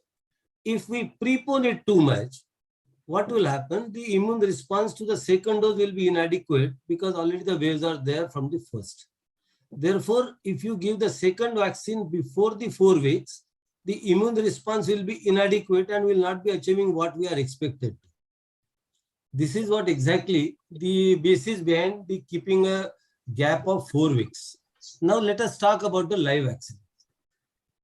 The clear-cut take-home message that any 2 live parental vaccines or intranasal vaccine should not be given before 28 or 4 weeks gap between 2 doses. There is no, the grace period is what they have seen. Suppose a vaccine is given 4 days before the scheduled minimum duration, the immune response was not altered significantly. So therefore, they say in a situation where patient has come, like your case, the patient has come for and he is having upper respiratory tract infection, which is very mild, and he is due for his second dose of Pentavac on 20th. And if you see, the 19 becomes day 1, 18 becomes day 2, 17 becomes day 3, and 16 becomes day 4. So the patient for Pentavac who has come on 16th of this month, and if you feel that the patient is stable, with considering this grace period, you can give the second dose of Pentavac to this child. But this does not hold true in live vaccines. For live vaccines, there is no grace period between two different live vaccines. But at the same time, we have to keep in mind that this grace period may be given if you are giving 2 doses of the same antigen in the live vaccine. Like a situation, a person who is 13 years and above, who has got 1 dose of chickenpox, and now the second dose normally they say can be given after 4 to 8 weeks. Suppose you are giving it after the 4 weeks and you can use the grace period, because normally no live vaccines are given with this short duration. Non-replicable live vaccines in COVID like Covishield, you remember in the COVID days to consider grace period for also. Secondly, this grace period should not be used for 2 different live vaccines or intranasal parenteral vaccine. As far as the killed vaccines are concerned, between 2 doses, you can use this grace period and give the vaccine. When you calculate the subsequent dose, do not consider this grace period, but you should give the next dose as per what was expected. Like 20th was expected, so you give the next dose on 20th of April only. Don't give it on 16th. Where grace period should not be used, when you are using an accelerated immunization schedule. For example, if you are giving accelerated immunization schedule in hepatitis B, the accelerated dose is 0721. In this, you should not consider grace period. So grace period basically should be used in a killed vaccine. And for a take-home message, you can say don't use it in a live parental or intranasal live vaccine, and should never be used in an accelerated immunization. So I think the take-home message is very clear that if you are using a vaccine, same antigen, you must have 4 weeks ideally gap. Minus 4 days only can be used as a special situation, not as a routine. 2 live vaccines can be given at one time, but when you have to give 1 live vaccine and you need to give the second live vaccine, you have to have a gap of 4 weeks duration. So grace period permitted is not more than 4 days. Sanjay, one point I can add. This grace period can also be used in a primary series when the minimum age is given. For example, for DPT, the minimum age given is 6 weeks. And if patient has come for the first dose, still you can consider 4 days before the 6 weeks. Sure.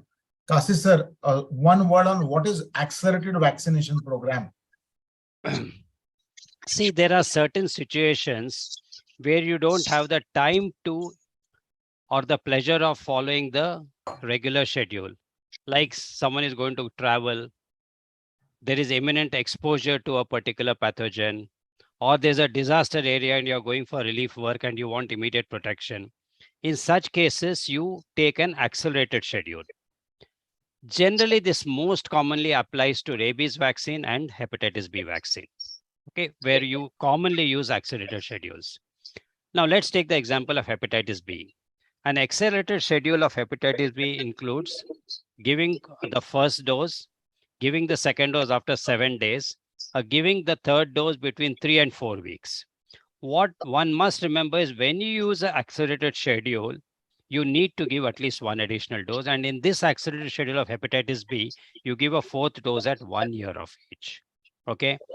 Some studies have shown that even with the accelerated schedule, the seroconversion rates are not different from what you get with a regular schedule, but the antibody titers are much lower. But following standard recommendation, 1 additional dose should be used when you give an accelerated schedule. So it is not for regular practice. It's only in very certain specific situations that you will use an accelerated schedule. So Rajendra, Sir. the next question is, can you specify, do you avoid any specific sites for administration of certain vaccines and why? So certain vaccines, you have to avoid the sites. Can you give a few examples? Gluteal site should be avoided for rabies vaccine and hepatitis B vaccine, because it has been said that when you give hepatitis B vaccine or rabies vaccine on a gluteal region, then it has to be taken as an invalid dose. So you avoid gluteal region for rabies vaccine and the hepatitis B. Sanjay. Sanjay, should we say that we should avoid gluteal region for any vaccine? Absolutely, Yes. absolutely. That should be the Yes. message. Sanjay, I think another problem which the pediatrician do encounters in their day-to-day practice is when they are trying to give a vaccine through a specific route, inadvertent doesn't go. For example, if they had to give an intradermal vaccine, it goes subcute. And if they were supposed to give a subcute vaccine in a form of a live vaccine, it gives intramuscular. Does it really affect seroconversion? Does they need to repeat the dose? See, Sanjay, one thing is very clear that all the studies which have been done with a particular route of administration, considering that intramuscular or intradermal, there are maximum number of antigen presenting cells, whereas in subcutaneous level, there are few. If you see the vaccines which are supposed to be given intramuscular and inadvertently given subcutaneous, sometimes can have serious side effects locally, because intramuscular vaccines, most of them might be having an adjuvant with this. So local reactions will be more, the immune response might be inadequate. Exception to this, if inadvertently some vaccines like IPV, hepatitis A, or quadrivalent MCV, if it is given inadvertently subcutaneously, you should consider this as valid. And you will get almost the same immune response. But DPT given subcutaneously, you will have all the problems and significant side effects. If intradermal, the BCG is the best example, or for that even the fractional doses of IPV, we have seen if it is given subcutaneously, not only the immune response is inadequate, the BCG which is given subcutaneously, we are likely to get severe BCGitis reaction. The immune response might be inadequate. So live vaccines, most of them can be given subcutaneously because the Dr. Khadke has already explained that it is going to all parts of the body, it is going to multiply. So APC concentration does not make the difference. But the vaccines which is to be given intramuscularly for safety purpose, for better immune response and good number of APCs must be given intramuscular, and the vaccines which should be given intradermal should not be given subcutaneous. So for all intradermal vaccines, you need a skill. So BCG and fractional doses of IPV, you should be trained in giving intradermal. So definitely there are side effects. So try to avoid. The route should be followed, because all the studies are basically, they were done after knowing that what kind of a route we are going to use. Can I just make a comment? Sure, sir. To put very simple practice parameters, route of administration is crucial with BCG, hepatitis B, HPV, and rabies. So these 4 vaccines, if given by a non-standard route, should be considered invalid and should be repeated. On the other hand, hepatitis A, IPV, MMR, chickenpox route is not crucial. So if the route is non-standard, for example, hepatitis A inactivated if you give subcutaneous, or MMR varicella if you give intramuscular, it will still be considered as valid. And sir has simplified it. Rajendra, So, what is the ideal protocol to be followed when you are giving multiple? A lot of parents come and tell you, Doctor Saab, dono pav ko do, ek hi time mat do. Now, what is the distance between the two, and why do you keep that distance when you have to give 2 or 3 shots? see, basically the ideal protocol is you have to really first see the vaccination record of a person, what vaccines the child has previously received. Now, with the availability of combination vaccines, we really do not require multiple injections at the same time. But there are occasions at the age of 1.5 months, 2.5 months, and 3.5 months where we give easy 6 or 6-in-1 vaccine on one leg and pneumococcal vaccine in another leg. But if at all you want to give vaccines, multiple vaccines at a time, it is allowed because there are different epitopes for different vaccines which are there in your body. So even if you give n number of vaccines on the same day, these epitopes would be activated differently and would have a better immune response. The only thing which has to be observed is 1 inch gap between the 2 vaccines, because they should not cause local restriction of the response by the other antigen. Otherwise, you can give n number of vaccines on the same day. Sanjay, you want to add? The only issue here is basically if you get anaphylaxis with the combination vaccines or n number of vaccines on the same day, then you are left with no idea which vaccine has given you the anaphylaxis. Almost all vaccines needs to be the child is not able to take second or third dose of the combination vaccine. Sanjay, you want to add? The only what Dr. Rajendra Khadke said, absolutely, I agree with that. Only two exceptions were the different vaccines cannot be given simultaneously. One is PCV 13 and PPSV 23 should not be given on the same day. Always give PCV 13 first, and after 8 weeks, you should give PPSV 23 after 8 weeks of the PCV 13. Second, where you cannot give is PCV 13 and quadrivalent MCV. Menetra, not with Manvio, because if it is given simultaneously, the antibody titers against the PCV some serotypes is quite less.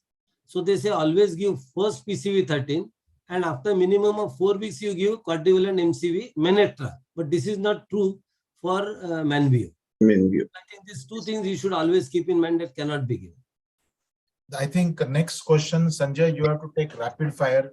These are the problems which every pediatrician does encounter in his practice, and just you need to give them a clear-cut message. How will you act in the following practical scenarios in your day-to-day practice? You have an injection of 0.5 ml, the ampule fills only 0.4 ml, or you only take 0.4 ml and you inoculate.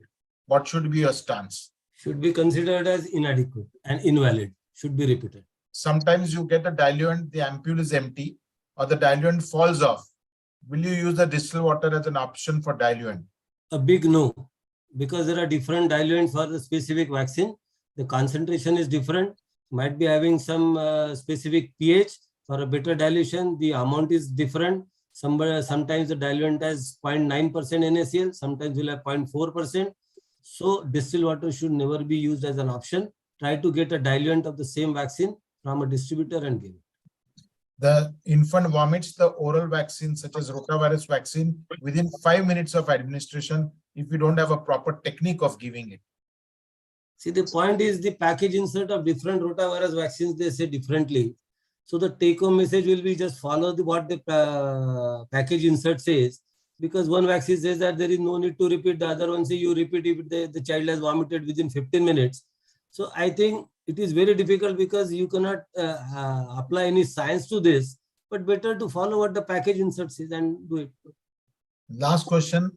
It happens invariably with few or all of us sometime or the other. During inoculation of vaccine, the content spills as the needle is not fixed tightly to the syringe and you inoculate less amount of volume of vaccine. What should be your stance? That is the same as question number A. It should be considered as invalid and should be repeated. So I think I need to tell all the colleagues here that if you give the less amount of vaccine either in the syringe or it spills, ethically please give the other dose. It is not going to give the same amount of immune response because your quantum of antigen which you are going to inoculate is going to be less. Please do repeat the dose. Another question, Dr. Khadke, when we see a lot of babies coming to us in practice, they go to government setup and then they ask them, why didn't you give vaccine till 4.5 months of age? Lot of setup, the babies are sent back because of minor illnesses and they don't take vaccines for 2 months and 3 months. What's your take-home message for every pediatrician as far, because look at the season now. There are so many of them coming with cough, cold, fever. So what should be a strategy for vaccination? I think we are already 11:18. I'll take 4-5 questions fast and then we have a rapid fire which is on the chat box. Minor illnesses is not a contraindication to give vaccines. That is true. Even a severe illness is not a contraindication. But basically, if you give vaccine and the child is sick, and if there is some any untoward effect which occurs, that may be blamed to the vaccine. So it is better to avoid severe illness vaccination, but mild illnesses like mild upper respiratory infection and few loose motions here and there without dehydration should not be a criteria to withhold the vaccination. Sir, Kasi sir, it's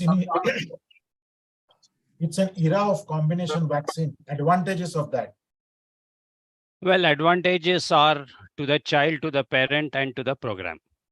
For the child, lesser shots, lesser pains. For the parents, fewer visits, less cost of giving the vaccine. Programmatically, less cold chain storage space, less use of syringes and needles, so the immunization program becomes more cost effective. So these are the advantages of combination vaccines. Sanjay, can you enumerate the situation where the antibody and the vaccines are given together? And what are the principles behind giving them at the same time?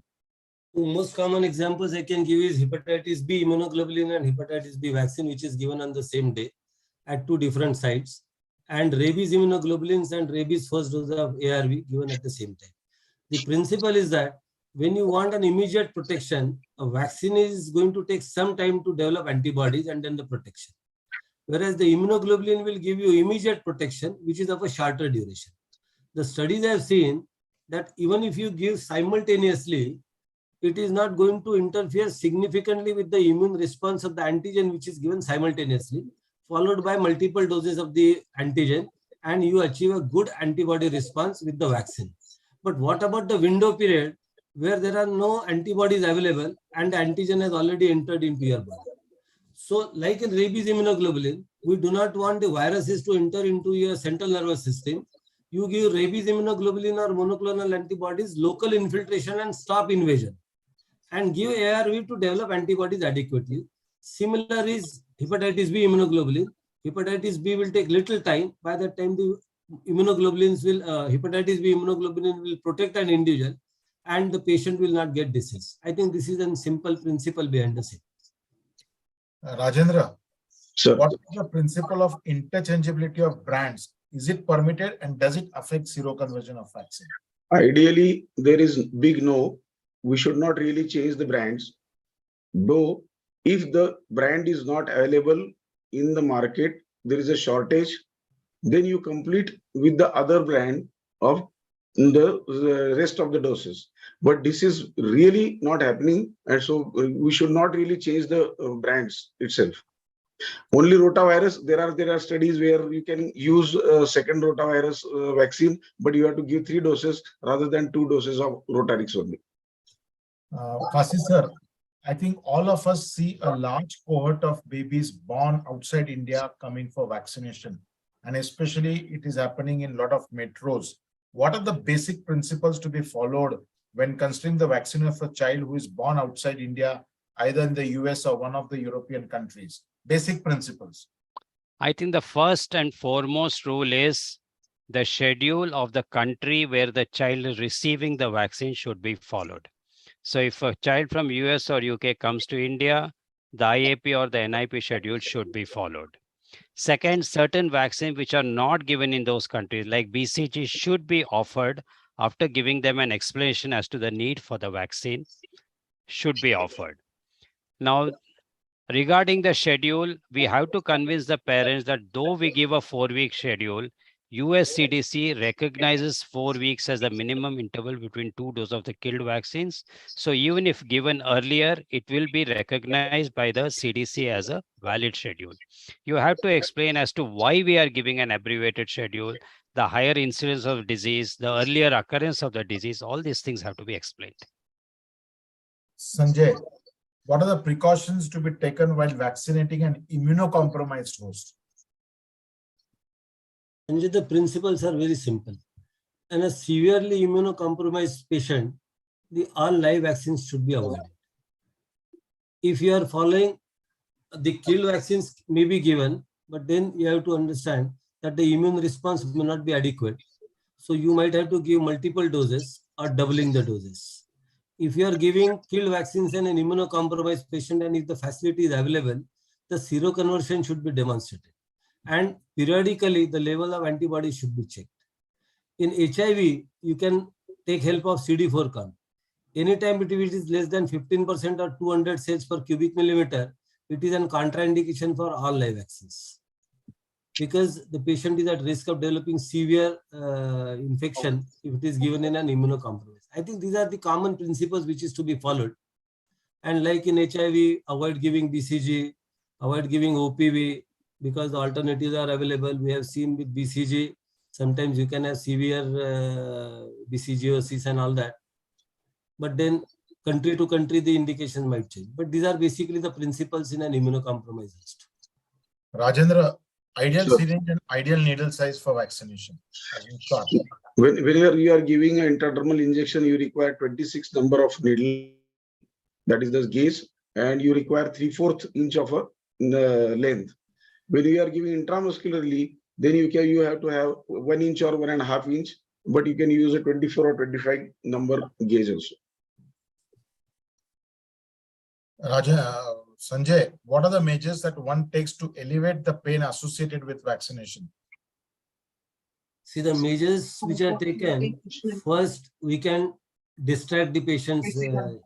You can distract the eye by playing some music or showing some bright objects, and slightly a bigger child, you can ask him to count A to Z or 1, 2, 3, 4 up to 50. Then local, which can relieve the pain, you can use the sprays of lidocaine and pilocarpine. See to it that it should not be used before 1 year of age because of the possibility of methemoglobinemia. Then vapocoolants are also available, which can be used locally. What I have seen, you can give some sugar containing things, which is not possible for in a child who is less than 6 months. But what I have seen, the rota vaccines is very sweet in taste. So what you can do, you can give rotavirus to begin with, and then you give the vaccines. Another rule is that you give less painful vaccine first, followed by a painful vaccine. These are few things which can be used as to elevate the pain associated with vaccination, and most of the time you will be successful. Rajendra, what are the points to be documented by a pediatrician before and after every vaccination? Before giving a vaccination, you have to check the vaccine, its expiry, label, diluent, and you have to have an adequate record of this with what was the batch that has to be entered on your vaccination record. And at the same time, what is the next date for the vaccination and which are the vaccination which the mother has to follow in next visit. These two things are very important. Kasi sir, it does have, yeah, sure, sir.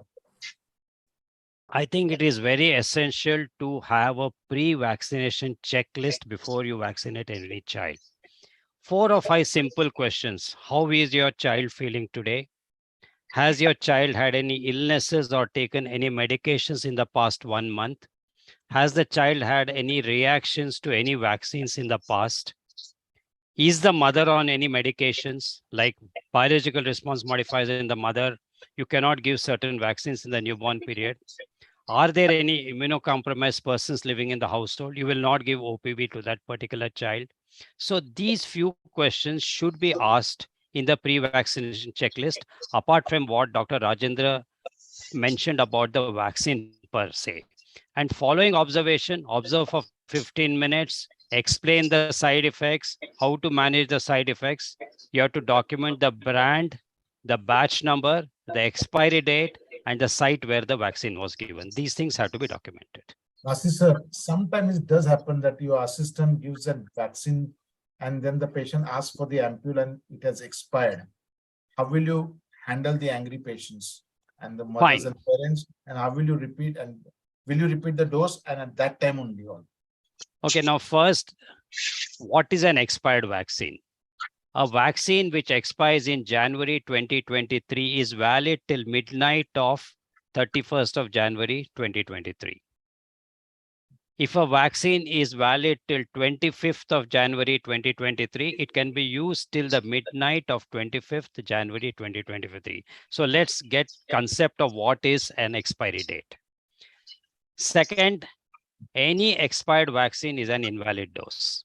Second point to be remembered. Third point to be remembered, giving an expired vaccine will not cause any adverse effects or illnesses, which you have to convince the patient and show them some references if necessary. You have to accept that you have committed a fault and that you are ready to rectify it. Offer an additional dose. The additional dose can be given immediately if it's an inactivated vaccine. If it's a live vaccine, you can offer it after 4 weeks. You can always offer to give it free of cost. Remember, once you do all these things and document it, you are not legally liable because you have committed some mistake. You have offered to rectify it. If the patient refuses to accept it and it is documented, you are legally on safe grounds. Sanjay, if you have given a vaccine accidentally before scheduled age, will you count the dose as valid? And when you will give the next dose?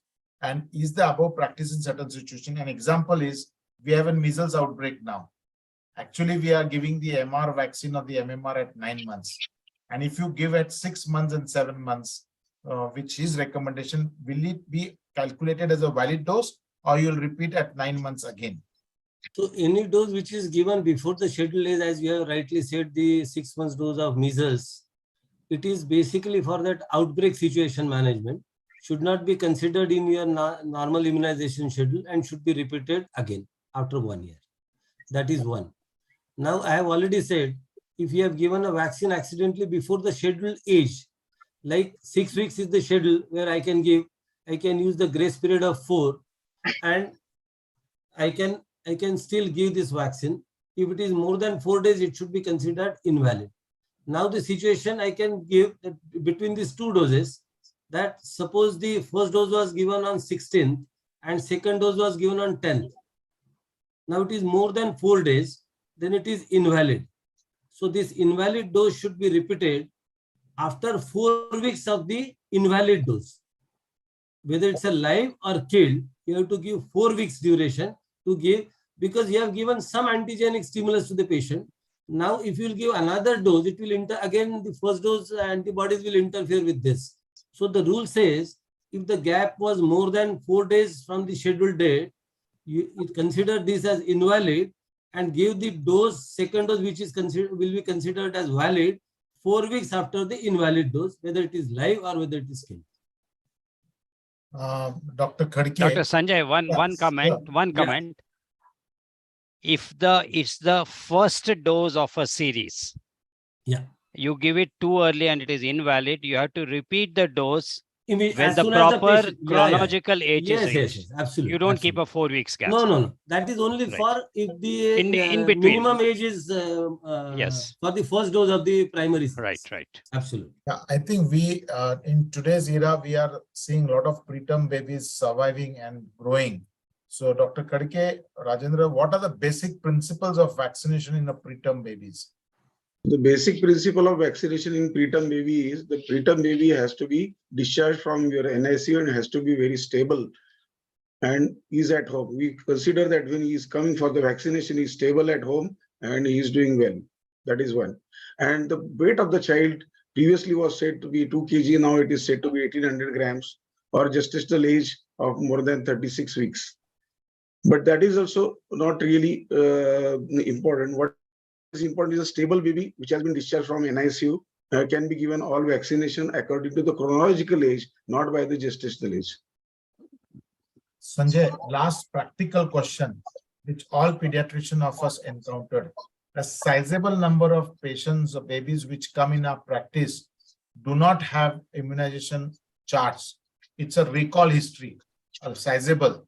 How will you as a pediatrician extract or interpret the immunization history in a patient who has not brought his or her immunization card and cannot recollect any details? Means I want to know which program or which vaccination started in Maharashtra in which year. So when did the rotavirus vaccine start? When did the injectable polio start? When the pneumococcal started? And when did the hip start? See, the CDC guideline says if you have an history and no documentation, then it should not be considered as an evidence that the patient has received the vaccine. That is one. Try to get some record, either from maternal, that ANC record will have some immunization given to the child on the backside, or there are few papers where documentation has been done. If you can get documented evidence, only those should be considered as valid. But in our country, what few questions we can ask, like a BCG scar. If you get a BCG scar, you are very sure that the child has received BCG. The rest of the history, then now the fractional doses of IPV, then we'll have to ask how many doses you have received in early age on the right shoulder or something like that, which is very vague. So we cannot call it as a valid history to say that this patient has received the number of doses. The best thing which has been said, that if you have no documentation, consider this patient has not received the vaccine and go for the age appropriate vaccination schedule. And this is the best for this child, because it will not be a reliable thing and will not be able to say whether he has received it or not. Dr. Kasi, sir. Two comments, one on preterms. I think there are situations where ongoing care is in the neonatal nursery and the child is already 6 weeks of age, where it's time to start immunization. So here you will not give OPV and rotavirus because both are transmissible vaccines. You can give DPT, but in extremely premature babies, less than 31 weeks, DPT is associated with some amount of bradycardia and apnea.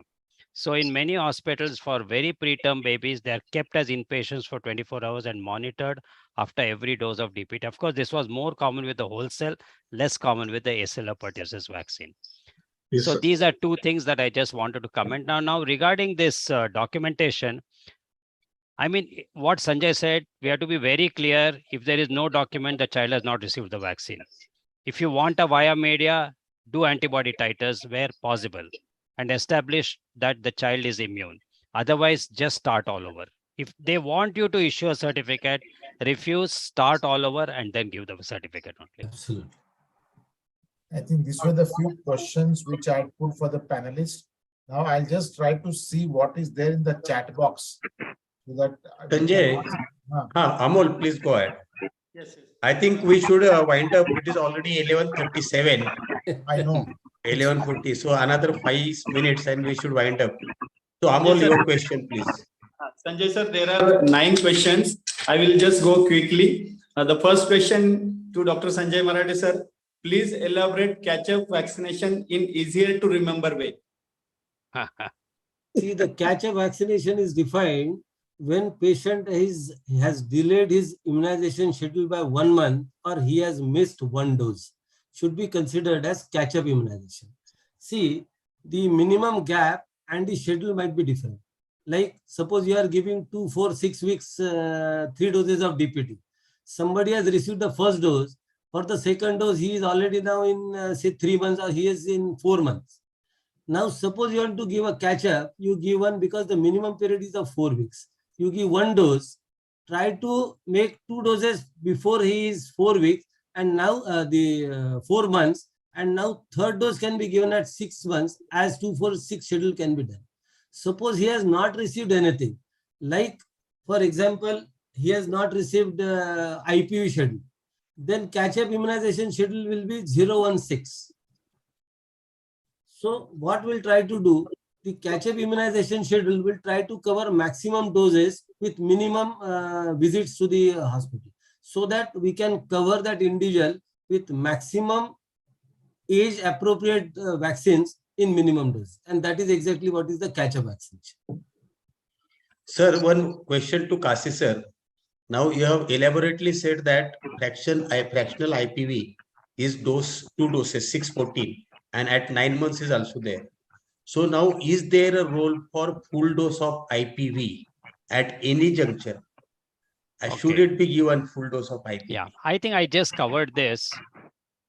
If you're looking, studies have shown that 2 doses of fractional or intramuscular polio with the first dose given at 14 weeks with at least a 16-week gap between 2 doses results in almost 100% seroconversion. And as I told you earlier, seroconversion is equivalent to lifelong protection against paralytic polio. So in this case, you do not have to give any additional doses of IM or anything as far as protection against paralytic polio is concerned. If you want to maintain higher antibody titers, you can give repeat doses around the time of the first booster and the second booster. Now, just a little elaboration about this 6, 10, 6, 14, and 9 months. See, the WHO says at least 2 doses at 14 weeks and 9 months. We are giving at 6 weeks. So if you don't give the 6 weeks dose, you are leaving the child unprotected against type 2 till 14 weeks. So there is some risk.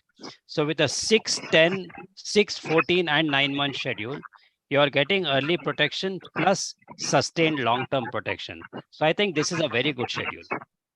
Sir, One more sir, question one query. about this. Ashish sir, Yeah. Yes. I have a query. Many patients, they come from the government setup of 6 and 14 they have received. Now Yes. they come to your private setup. I think in that situation, instead of Yes. giving, then we should give one dose after We 8 should weeks give of the one second dose dose because and insist for 18 Yes. months and 5 years. Because when you get the first dose at 6 weeks and you keep a 8 weeks gap, seroconversion is about 80% only. It's not more than that. So there you're justified in You giving can give one additional dose of IMIPV. One this about rotaviral vaccine. In government schedule, they are giving third dose can be given up to 1 year of age. Will it be extrapolated to all vaccines, rotaviral vaccines, which are given in private practice? See Yeah. the basic. Yeah, I think. Do you want me to answer? Correct. Yes, sir. Kasi sir, you please Okay. answer. Now this schedule of the first dose being given anytime along with the first DPT till the age of 1 year, and the subsequent doses being given even in the second year of life applies to both Rotavac and Rotacil as far as the government sector is concerned. Now we must remember that again, it's a very tricky situation. They have done extensive surveillance for interception following the introduction of Rotavac in the NIP. And they have found that the relative risk is less than 1. That means the vaccination is giving some protection against interception. Okay. Now this is published data which has come. So from that point of view, I think giving till 1 year has now shown to be safe. So from a public health point of view, fine. Now, should we adopt this in our private practice? I think as of now, it would be an unwise thing to do something that is not mentioned in the product insert. So I think in private practice, we stick to the age restriction. Sir, can we use Rotacil at 10 months if the child has received 2 doses before? Product insert states that you can give it till 1 year of age. No, the 2 doses are some other, and now he has come at 10 months, not received the 3rd dose. You can give the last dose of the schedule of Rotacil till 1 year. There is no mention whether the last dose, the first 2 doses have been different. Can you give Rotacil? There's nothing. There's nothing about that mentioned in the literature at all.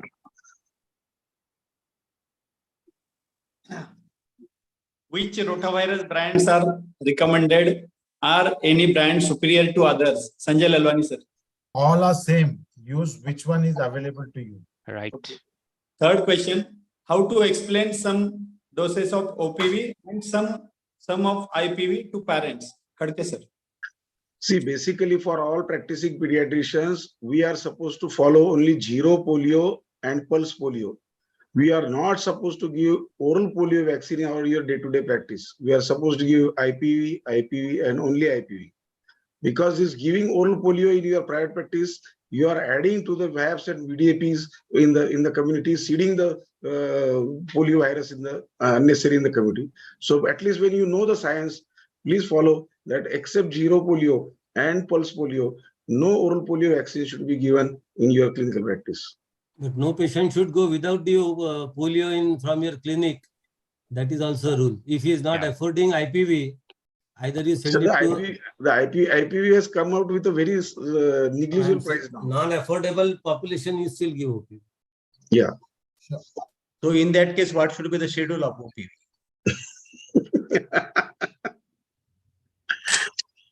I don't know. See, I think in your office practice, either you follow the NIP or you follow the IAP. Don't try to mix and match the two. That's where you'll land up into trouble.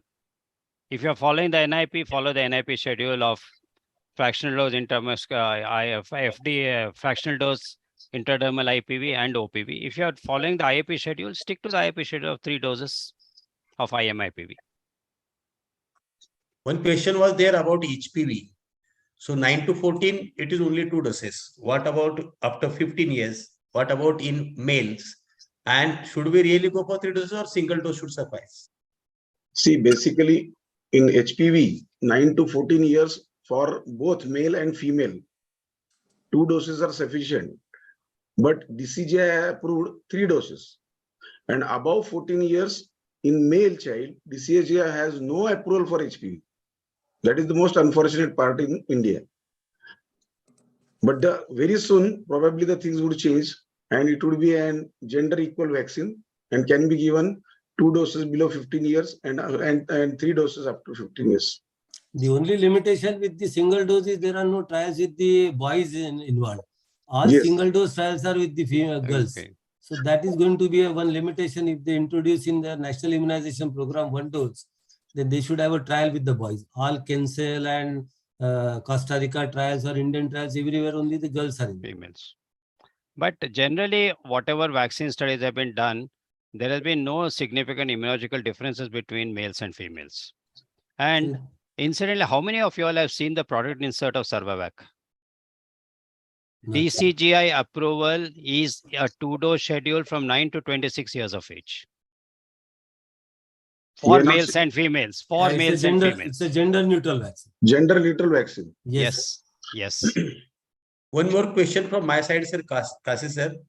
How long should be the interval between after inoculating the vaccine and some adverse events to report or attribute it as a AEFI? There is no set limit because now we are looking at what is called as new onset medical diseases. And that can occur even years after giving the vaccine. So there is no such time limit, but for reporting, there are certain time limits set up. Like I said, death within 24 hours, serious AEFI should be reported within 1 week, abscesses should be reported within 1 week. So there are certain timelines like that, but there is no higher limit to say that beyond this, it cannot be an AEFI. For chickenpox booster vaccination, is interchangeability of brand is permissible? Yes. And if it is not available, preferably it is not recommended. But if it is not available, you can certainly give the second dose. See, I think here we should remember that all chickenpox vaccines are made from one parent strain of the Okamul strain. Okamul strain. So from that point of view, you can interchange them. You can interchange. Same thing applies to flu vaccine also. Yeah, Yep. for the flu Flu vaccine, vaccine. absolutely there is no problem. No problem. You can interchange. Okay. The last question, at 4 to 6 years, wholesale DPT vaccine is not available. Can we give DPT and HIP vaccine? Combination. Why not? Combination. Absolutely. See, Absolutely you can give. there are few vaccines. Even the number of doses are increased. There are no adverse effects. Like if you have hepatitis B, they are poor chap. They don't cause problem. But if you have a DPT more than 6 doses, probably you will have adverse effects which are going to be very severe. So I think the only vaccine which has adverse effect increasing with number of doses is tetanus toxoid. Yes. Where you get the Arthur-like reaction Arthur's if type you of have reaction too many after- doses. And That's the only vaccine. Otherwise, no other vaccines has this sort of adverse effect profile, which increases with number of doses. Yeah. Last question from my side, sir. World over, that the interval between first, second, and third doses of DTP or DTAP is 8 weeks. Why in India it is 4 weeks? Don't say world over. At least in US. 75% of under 5s are in developing countries, and in developing countries, it's a 6, 10, 14 schedule. So I would rather put it the other way around. As I said, every schedule should be epidemiologically proper. As far as developing countries are concerned, diseases occur at a very early age. Pneumococcal colonization in a vertical cohort begins as early as 48 hours of age. Colonization in the pharynx. Rotavirus colonization occurs as early as 2 weeks of age. So diseases occur much early. Now, why are you giving vaccines? You are not chasing antibody titers. You want protection against the disease. If you get protection with an antibody titer of X, why do you want 10X that value? So from that point of view, 6, 10, 14 is the correct schedule for developing countries. Unless the epidemiology changes, I think a 2, 4, 6 month schedule will be inappropriate for our countries. Sir, even the CDC has accepted 6, 10, 14 weeks in case of an emergency. Yes. No, I mean to say why they are accepting about this 8 weeks interval, at least for like US. It is their better schedule. immunology. Because they are chasing antibody titers. For them, the disease occurs at a much later age. So they don't need complete protection till 6 months. We require complete protection within 14 to 16 weeks. That's why we are going after a abbreviated schedule. This is actually an accelerated schedule, what we are using, 16, 14. So another 5 minutes, we'll be changing the date. So I request Dr. Amol Pawar or Dr. Shyam Chaudhary to thank Kasi sir and our panelists and all the delegates. We had nearly 176 number on YouTube and Zoom 100 was completed. So probably we had reached nearly 280 to 90 viewership. Wonderful. So I request Amol or Shyam, please do the honors. Yes, sir. First of all, I thank Dr. Kasi sir, the Doyen of Vaccinology, for agreeing to be with us for almost 2.5 hours till now, and also explaining all minute details of vaccine immunology and also vaccine administration. I also thank Dr. Rajendra Khadke for his presentation on basics of vaccine immunology, and he has put it in a very simplest possible way to all pediatricians. I also thank Dr. Sanjay Lalwani sir for moderating the topic, moderating all the questions and answers of general principles of vaccine administration and vaccination schedule. I also thank Dr. Sanjay Marathe sir and Dr. Raju Khadke sir, Kasi sir for answering all the questions of all audiences and also of Dr. Lalwani sir. All these inputs will be very useful to all general pediatricians of entire India. And I also thank all the office bearers of Maharashtra IAP, all pediatricians and all PG students across India for they were there till last question and answers. I also thank backup team, Pallavi madam, and all the support system of Maha IAP for helping out this very important immunization dialogue schedule. And this is a great idea of Dr. Ramakant Patil sir and all pillars of this session, this program. Dr. Lalwani sir, Dr. Marathe sir and Raju Khadke sir, they were working relentlessly since last 2 months for this program. And Kasi sir also consented to be present for this very important first session. I thank all panelists and experts and all delegates from the team of Maha IP. The next session of Maha IP will be on 21st of March, the Tuesday tech session. 21st March nahi, April. 21st April. No, he meant to say about Maha AP other than Achha, immunization. Okay. I thought the second So session. there are so many sessions. Next month. So many sessions are going on, like Tuesday Tech, Maha Specialty Connects, Immunization Dialogues. There will be Maha AP Katta, case challenges. So many are there in pipeline. So we'll be bombarding delegates with at least 6 sessions in a month. But people will be looking forward to this Immunization Dialogue next month, 3rd Thursday. And this has been the reaction from everybody, most of them, that all our queries, most of the queries have been answered today in a wonderful session. And I also thank Dr. Rajendra Kulkarni to wait till the last observer. And thank you all the 3 pillars and Doyen of the vaccination, Dr. Kasi sir, for being there for 2.5 hours. Thank you. Thank you so much, Kasi sir and Ramakant, Amol Thank and you. Shyam for this wonderful. Thank you. Link will be available Thank you, very soon till tomorrow morning. So those who missed will be those who missed, it will be available for them tomorrow morning. Pallavi madam, please stop YouTube.